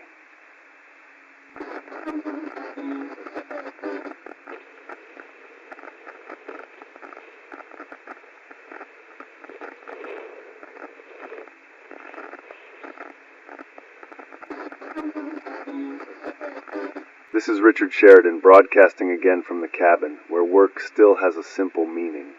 If you cut wood, you stay warm. If you don't, you don't. The story I want to tell tonight is not about people refusing to work. It's about people who worked until the idea of work itself broke. For years, the phrase labor shortage floated across screens like a mystery. Employers said they couldn't find workers. Commentators said people had grown lazy. Politicians blamed benefits, culture, attitude. It made for easy arguments. But I had already spoken to the people behind those headlines. Nurses who worked double shifts through the health crisis and were handed pizza instead of raises. Grocery clerks called heroes one week and disposable the next. Warehouse workers timed by algorithms, written up by software, injured quietly and replaced faster than paperwork could be filed. I interviewed them in parking lots, break rooms, loading docks. They didn't say they hated work. They said work no longer loved them back. Wages rose on paper, but dignity did not. Rent climbed faster. Healthcare stayed out of reach. Schedules shifted weekly. Childcare evaporated. Retirement moved from goal to fantasy. People did the math and realized something brutal. Working harder no longer meant getting ahead. It meant treading water longer. So they stopped swimming, not all at once, not dramatically. Some left early. Some went part-time. Some took gig jobs and called it freedom because at least they controlled their hours. Others stayed, but only physically. They did exactly what was required and no more. Quiet quitting was never about rebellion. It was about self-preservation. I remember covering strikes and walkouts while still inside the newsroom. We framed them as disruptions. We counted days lost. We tracked economic impact. What we rarely said was why people were willing to lose pay to regain breath. Essential workers were essential until they asked to be treated that way. After that, the word disappeared. You could see the change everywhere. Stores that once stayed open late now closed early. Signs taped to doors apologized for staffing shortages that never resolved. Pharmacies ran with one technician and one pharmacist trying to do the work of 5. Restaurants cut menus not out of creativity, but exhaustion. Self-checkout became the norm, not the exception. One employee monitored 6 machines while answering questions, cleaning spills, restocking shelves. Efficiency, they called it. The worker called it survival. I watched a single employee in a big box store handle returns, customer service, and online pickup simultaneously. No backup, no relief. Just a radio squawking with more requests. Burnout became visible. People stopped smiling because smiling cost energy. They stopped planning careers and started planning exits. Early retirement surged not because pensions were generous, but because people would rather live with less than work until nothing remained. Underemployment hid behind employment numbers. People with degrees worked jobs that required none. Skilled trades sat empty while office work dissolved into short-term contracts. The system called it flexibility. The workers called it instability. Out here, labor has no abstraction. If I am tired, I still split wood. If I am sick, the animals still need feeding. There is no HR department, but there is consequence. Work makes sense again because effort connects directly to outcome. That clarity changes how you think. I pace myself. I rest when needed. I do not waste motion. The land teaches conservation, not hustle. In the wild, animals understand this instinctively. I've watched deer move less when forage thins, conserving calories. I've seen predators rest longer between hunts when energy costs outweigh reward. Survival isn't about constant effort. It's about timing and restraint. Humans forgot that. We built systems that demanded maximum output indefinitely. We optimized every minute, every task, every body. Then we acted surprised when people broke. This episode follows the last because debt didn't just eat the future financially. It consumed human reserves. People borrowed energy the way governments borrowed money. Eventually, the interest came due. The working class didn't stop working because they became lazy. They stopped because the work stopped working. I am documenting this because history will try to rewrite it. It will say people quit. It will say standards fell.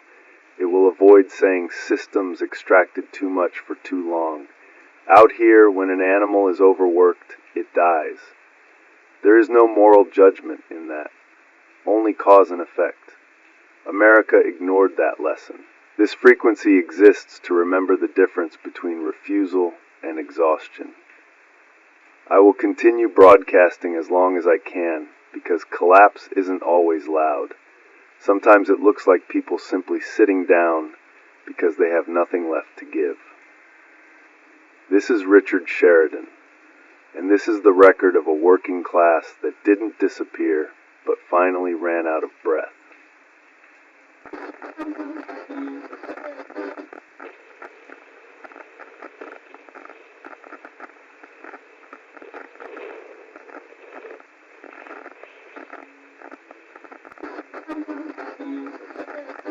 This is Richard Sheridan, still broadcasting from the cabin, where information arrives slowly and only when it matters.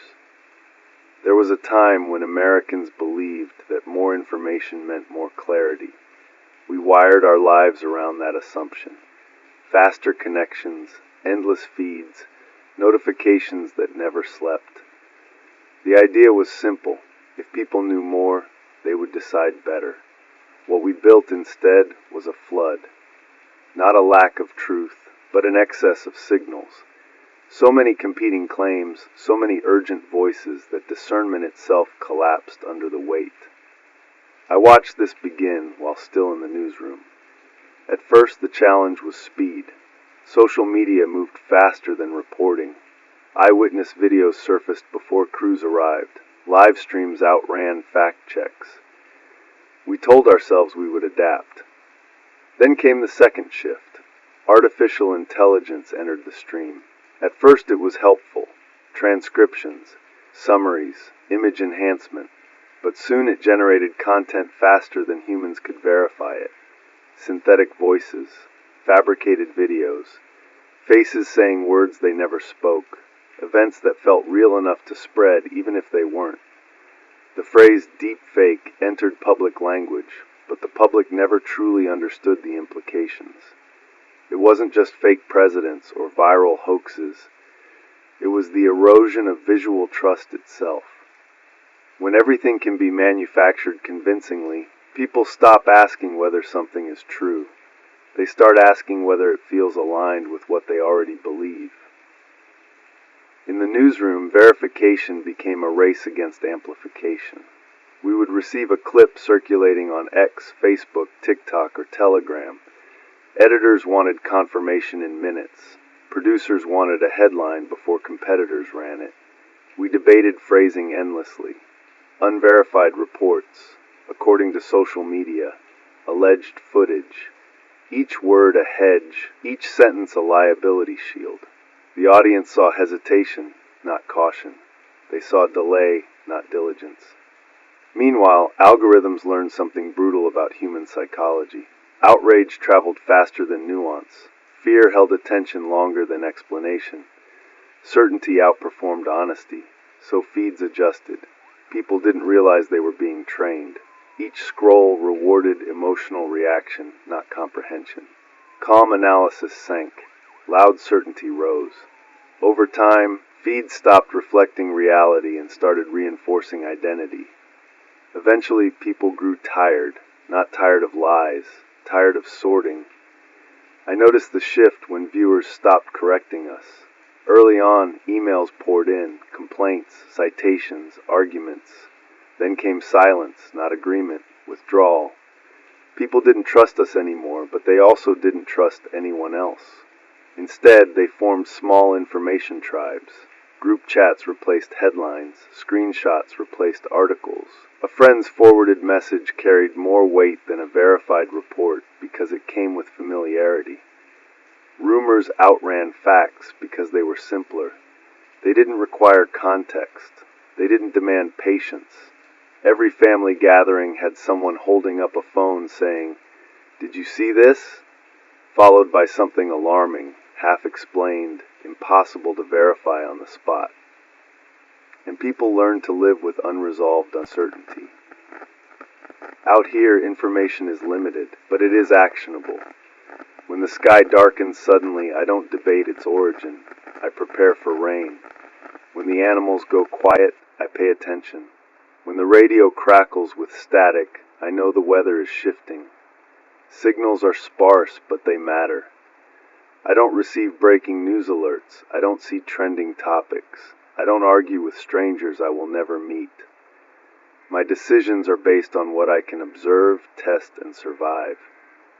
That has rewired my thinking. I've realized that civilization didn't collapse from ignorance. It collapsed from informational overload that removed the incentive to know anything deeply. People stopped believing, not because truth vanished, but because belief became exhausting. Every claim required research. Every counterclaim demanded rebuttal. Every correction spawned another argument. Eventually, opting out felt rational. You could see it in everyday life. Neighbors stopped discussing events beyond the weather.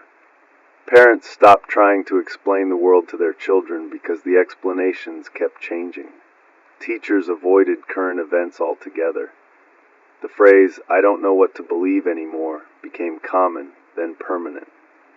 In the wild, animals don't suffer this confusion.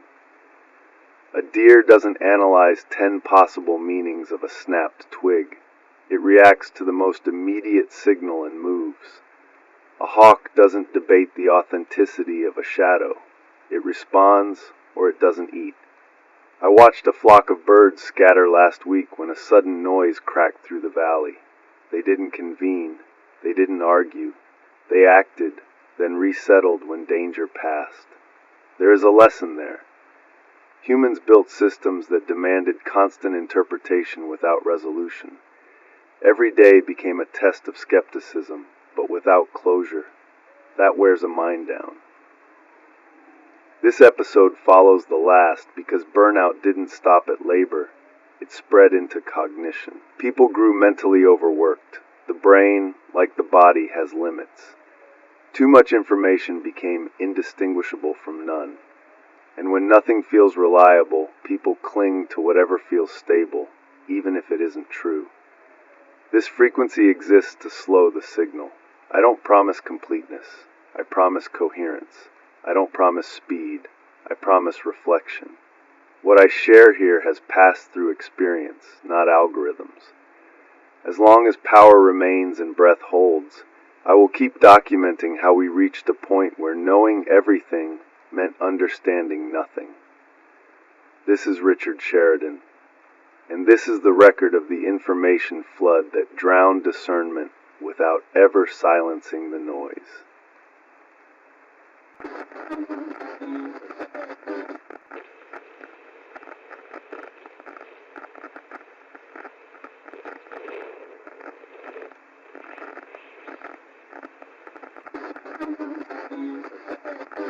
This is Richard Sheridan, still on this frequency, where time is slower and consequences are immediate. There was a moment when Americans believed healthcare was uneven, expensive, frustrating, but fundamentally there when it mattered. That belief didn't collapse all at once. It eroded quietly, the way rot spreads through a beam that still looks solid from the outside. Healthcare did not disappear. It became a lottery, not in the sense of tickets or numbers, but in timing, in geography, in luck. I remember reporting on hospital closures years ago when it was still framed as consolidation. Mergers, efficiency, market correction, rural hospitals shutting down because they weren't profitable, urban hospitals overwhelmed because they were too successful. At the time, we talked about inconvenience. We didn't talk about survival. Now people drive hours for care that used to be 10 minutes away. Entire counties without maternity wards. Emergency rooms that function more like holding pens than treatment centers. Ambulances diverted because there are no beds. I have spoken to people who cross state lines for dialysis. Parents who mapped urgent care clinics like escape routes. Elderly couples who time medical crises based on which days specialists were in town. That is not a system. That is chance. In the city, the problem looked like delay. In the countryside, it looked like absence. Hospitals closed not just because of finances, but because they couldn't staff themselves. Nurses burned out and left. Doctors retired early. Support staff vanished into other industries where the emotional cost was lower and the pay was steadier. The people who stayed carried impossible loads. I remember standing in hallways watching nurses triage with their eyes instead of charts, quick glances, rapid decisions. Who could wait? Who could not? Who might survive without intervention? Who required it immediately? This was not cruelty. It was arithmetic. Beds were finite. Staff was exhausted. Time was unforgiving. We avoided certain words on air back then. We used phrases like surge and capacity strain.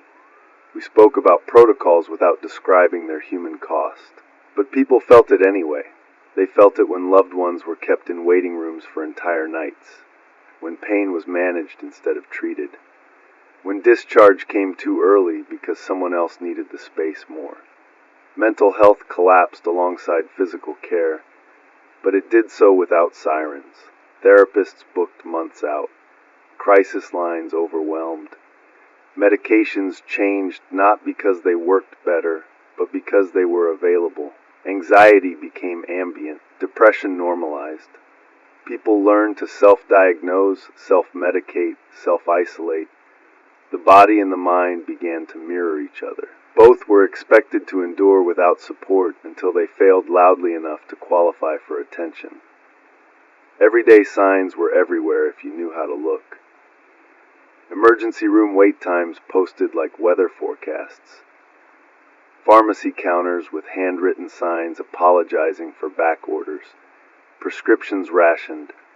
App notifications reminding you to refill something you couldn't find anywhere. People delayed care until pain became unbearable because taking a day off work felt more dangerous than the illness itself. By the time they arrived, the problem was no longer small. Out here, there is no illusion of rescue.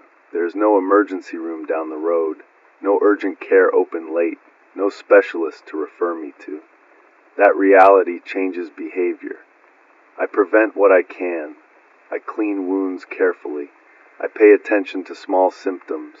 I rest when something feels wrong, even when I don't want to. I keep a pressure cooker not just for food, but for sterilization. I store antibiotics sparingly, understanding that each use may be irreplaceable. I grow herbs not because they are miraculous, but because sometimes they are all that exists. This is not romantic. It is cautious. In the old world, prevention was encouraged, but optional. In this one, it is survival. I have seen animals teach this lesson without knowing they are teaching it. A deer with a limp will hide it for as long as possible. Weakness invites attention. Injury signals vulnerability. Only when movement becomes impossible does it slow. By then, it is often too late. Humans did the same. We hid symptoms. We delayed care. We minimized pain. We told ourselves it would pass, not because we were brave, but because access was uncertain and cost was terrifying. And when we finally sought help, it depended on timing, on who else was sick that day, on which staff were working, on which facility still operated. Health became a function of calendar and map.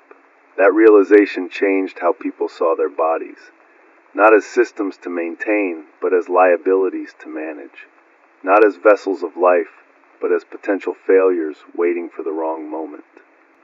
This episode follows the last because when information collapsed, trust collapsed with it. And when trust collapsed, people stopped believing systems would catch them. Healthcare revealed that truth most clearly. It was never just about insurance or policy. It was about whether someone would be there when your body failed. Too often the answer became maybe. This frequency exists to record that shift, to say plainly that survival began to depend not on merit, not on effort, but on timing and luck. I will keep documenting how care turned into chance, how prevention became personal, and how people learned too late that health was no longer guaranteed. This is Richard Sheridan, and this is the record of healthcare by lottery, where the difference between life and loss was often nothing more than being sick on the wrong day.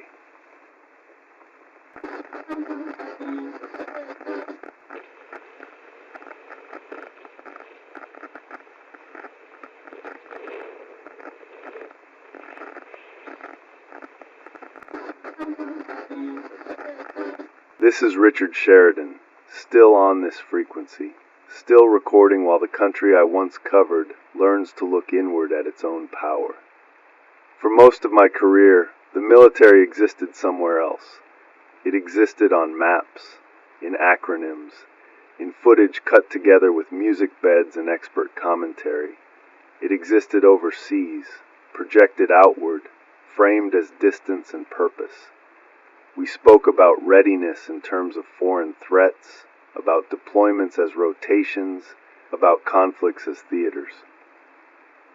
What we did not prepare people for was what it would feel like when that power turned inward, not violently, not dramatically, quietly, administratively, logistically.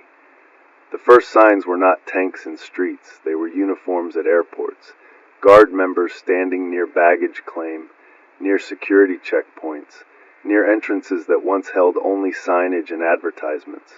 Their presence was described as precautionary, temporary, supportive.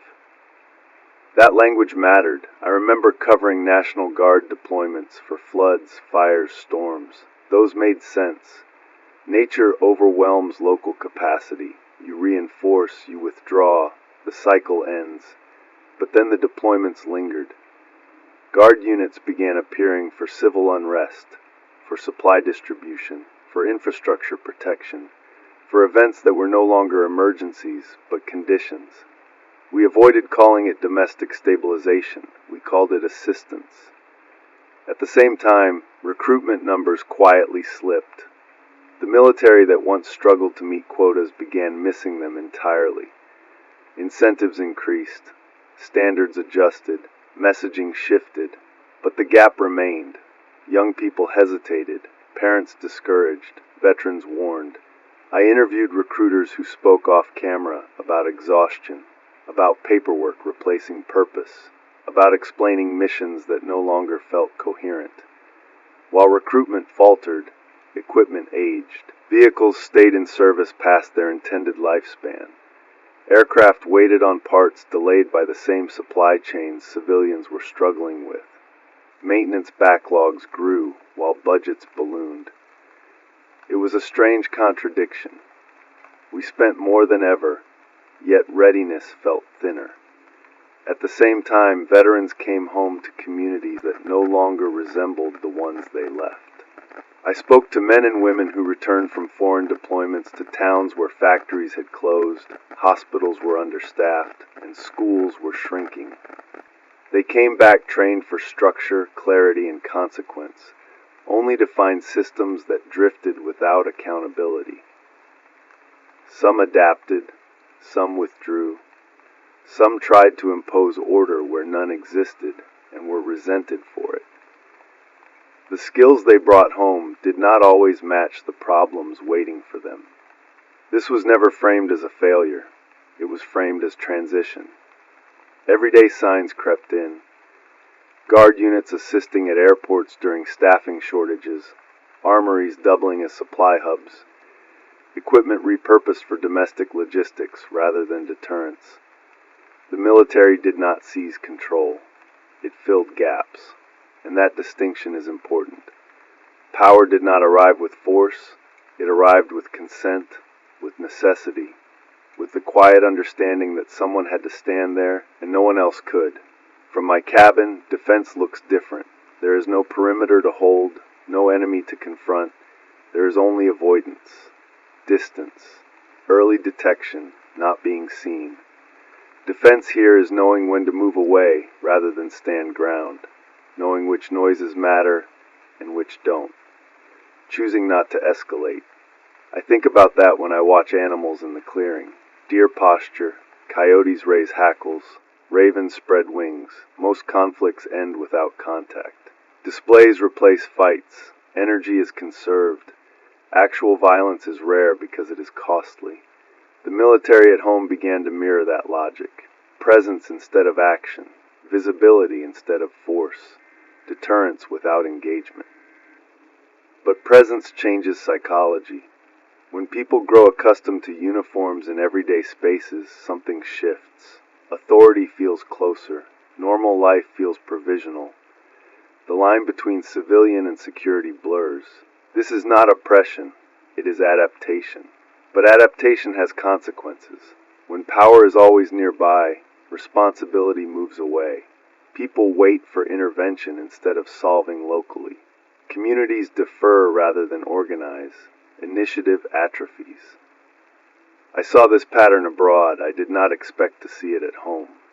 This episode follows the last because healthcare became a lottery, and when systems fail unevenly, power moves to where reliability still exists. The military remains one of the few institutions capable of logistics at scale, of coordination, of rapid deployment.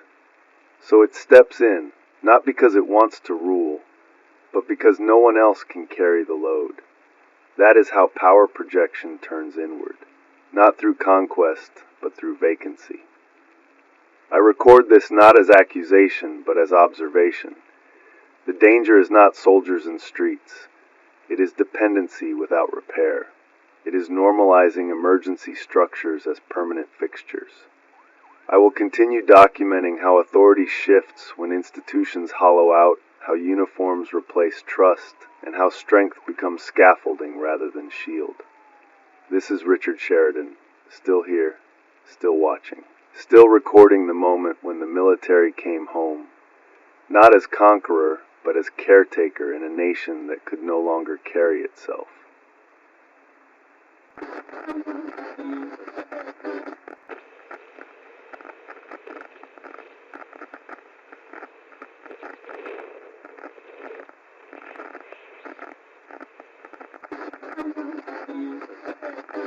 This is Richard Sheridan, still on this frequency, speaking from a place where silence has become the loudest witness. For most of American history, faith was not uniform, but it was shared in structure. Different doctrines, different languages, different rituals, but the same assumption that belief gathered people together, that moral authority came from something beyond the individual. That assumption eroded long before it collapsed. Church attendance declined gradually at first, the way so many things did. Fewer cars in parking lots, fewer children in Sunday school rooms, services condensed, programs canceled. It was explained as generational change, as modernization, as busy lives pulling people elsewhere. Those explanations were not wrong, but they were incomplete. What disappeared was not belief itself. It was consensus. Faith did not vanish. It fractured. I remember covering stories where churches functioned as anchors. After storms, they opened doors. After layoffs, they organized food drives. After deaths, they brought casseroles and presents. They were not perfect, but they were reliable. They were places where people showed up without being asked. Over time, those roles thinned. Insurance costs rose. Volunteers aged out. Pastors burned out. Congregations split over politics, over doctrine, over which world they were supposed to respond to. Faith became a position instead of a practice. Some churches leaned fully into political identity. Others retreated entirely, fearful of alienating anyone. Many tried to hold the middle and were torn apart from both sides. The result was silence where there had once been coordination. Community support structures dissolved not because people stopped caring, but because they stopped agreeing on what care looked like. Food pantries closed quietly. Youth programs disappeared. Counseling services went online and never came back in person. Buildings remained, but they were locked most of the week. Everyday signs were subtle. Churches with banners advertising live streams instead of services. Parking lots overgrown. Sanctuaries used once a month. Congregations meeting on screens instead of in rooms. Online sermons replaced fellowship. Comment sections replaced conversation. Belief became something consumed alone rather than lived together. In times of crisis, that difference mattered. When systems failed, there was no longer a place everyone knew to go. No shared calendar. No shared authority trusted by all. People searched for meaning everywhere else. Some turned to politics as religion, some to identity, some to ideology, some to nothing at all. Moral language remained, but moral agreement vanished. From my cabin, faith feels different. There is no institution here, no schedule, no sermon, no audience. There is only reflection, repetition, consequence. When you live close to the land, morality is not abstract. You see what sustains life and what destroys it. You learn patience. You learn restraint. You learn that survival depends on cooperation, even among competitors. I have watched animals rest together without hierarchy, deer sharing shade, birds settling near one another after storms. No dominance, no ritual, just mutual tolerance born of exhaustion. It is not sacred. It is practical. That practicality once existed in human communities through shared belief systems. Not because everyone agreed on theology, but because they agreed on obligation. When that agreement fractured, loneliness filled the gap. This episode follows the last because when power turns inward and institutions fill gaps, something else retreats. Moral authority cannot be enforced. It must be recognized. And recognition requires shared belief. I am not arguing for revival. I am recording loss. The loss of places where people gathered without algorithms. The loss of rituals that slowed time. The loss of shared language for suffering. Faith became fragmented because the world demanded constant allegiance to everything else. This frequency exists to document that fragmentation without judgment. To say plainly that when belief no longer binds, responsibility scatters. I will continue recording what remains when institutions fall silent, when meaning becomes private, and when people must decide what they believe without reinforcement. This is Richard Sheridan, still here, still listening, still documenting the moment when faith survived, but fellowship did not.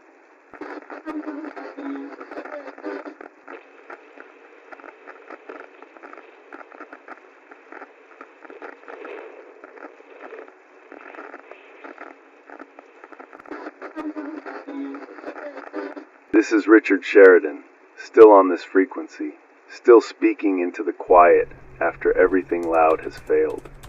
When people talk about collapse, they usually mean destruction, fire, violence, noise, the dramatic end of something large and visible. What I have witnessed is different. What I have lived through is quieter, slower, more selective. Not everything fell. That realization took time. At first, it felt like loss piled on loss. Institutions gone. Services unreliable. Promises unkept. The world shrinking into a series of personal calculations. But after enough time passed, after enough things stopped working, patterns emerged. Absences became obvious, but so did presences. Some things held, family for one. Not every family, not always intact, but the idea of family proved stubborn. People returned to parents they had argued with for years. Siblings reconnected out of necessity rather than sentiment. Adult children moved back home not out of failure, but survival. I watched this happen across regions, in suburbs where basements filled with mattresses, in rural towns where generations collapsed back into single households, in cities where roommates became kin. Family stopped being an ideal. It became infrastructure. I saw grandparents providing childcare when systems failed. Adult children managing medications when clinics closed. Cousins pooling resources when wages vanished. Family did not fix everything, but it absorbed shock. Skill held, not credentials, not titles, not resumes. Skill. The ability to repair instead of replace, to grow instead of buy, to cook from ingredients rather than packages, to improvise when instructions ended. People who knew how to use their hands adapted faster. Mechanics, carpenters, electricians, nurses, gardeners, anyone whose knowledge existed outside a screen. I remember interviewing people who once felt embarrassed by manual competence, who thought they had been left behind by the modern economy. They became essential. The world recalibrated around usefulness. From this cabin, skill determines my day. I cut wood. I mend fences. I rotate crops. I maintain batteries. When something breaks, there is no warranty, no replacement window, no customer service number that leads anywhere. There is only learning. Memory held. That surprised me most. Not memory as nostalgia, but memory as instruction. People remembered how things used to work before convenience erased process. How to preserve food, how to ration, how to live without constant stimulation. Stories returned to usefulness. Elders remembered methods that had been mocked as outdated. Childhood lessons resurfaced. I heard people say things like, "My grandmother used to do this. My father showed me once. My aunt warned me about that." Memory became a resource. Even language shifted. People spoke less about trends and more about cycles, less about growth and more about endurance. This new arc of broadcasts exists because collapse was not the end of meaning, it was the end of illusion. The illusion that systems are permanent, that someone else is responsible, that complexity equals stability. What remains is simpler, harder, more human. I walk through the woods now and see signs of return. Spring follows winter, whether anyone tracks it or not. Buds push through soil indifferent to politics. Animals emerge thinner, cautious but alive. I have watched the land recover faster than the culture. That matters. I am not offering hope as comfort. I am offering it as observation. What still holds is not grand. It is not centralized. It does not scale well. It is small, local, repetitive. It is family eating together because there is nothing else to do. It is neighbors trading labor without paperwork. It is people remembering who they are without being told. I name myself again not as an anchor, not as a leader, not as a brand. Richard Sheridan. A witness. This frequency is not a rallying cry. It is a record, a ledger of what failed and what endured. I will continue broadcasting not because I expect change, but because memory requires maintenance. Silence erases faster than fire. If you are still listening, know this. The collapse did not take everything. It revealed what mattered. This is Richard Sheridan, still here, still recording, as long as there is power and breath and something worth remembering.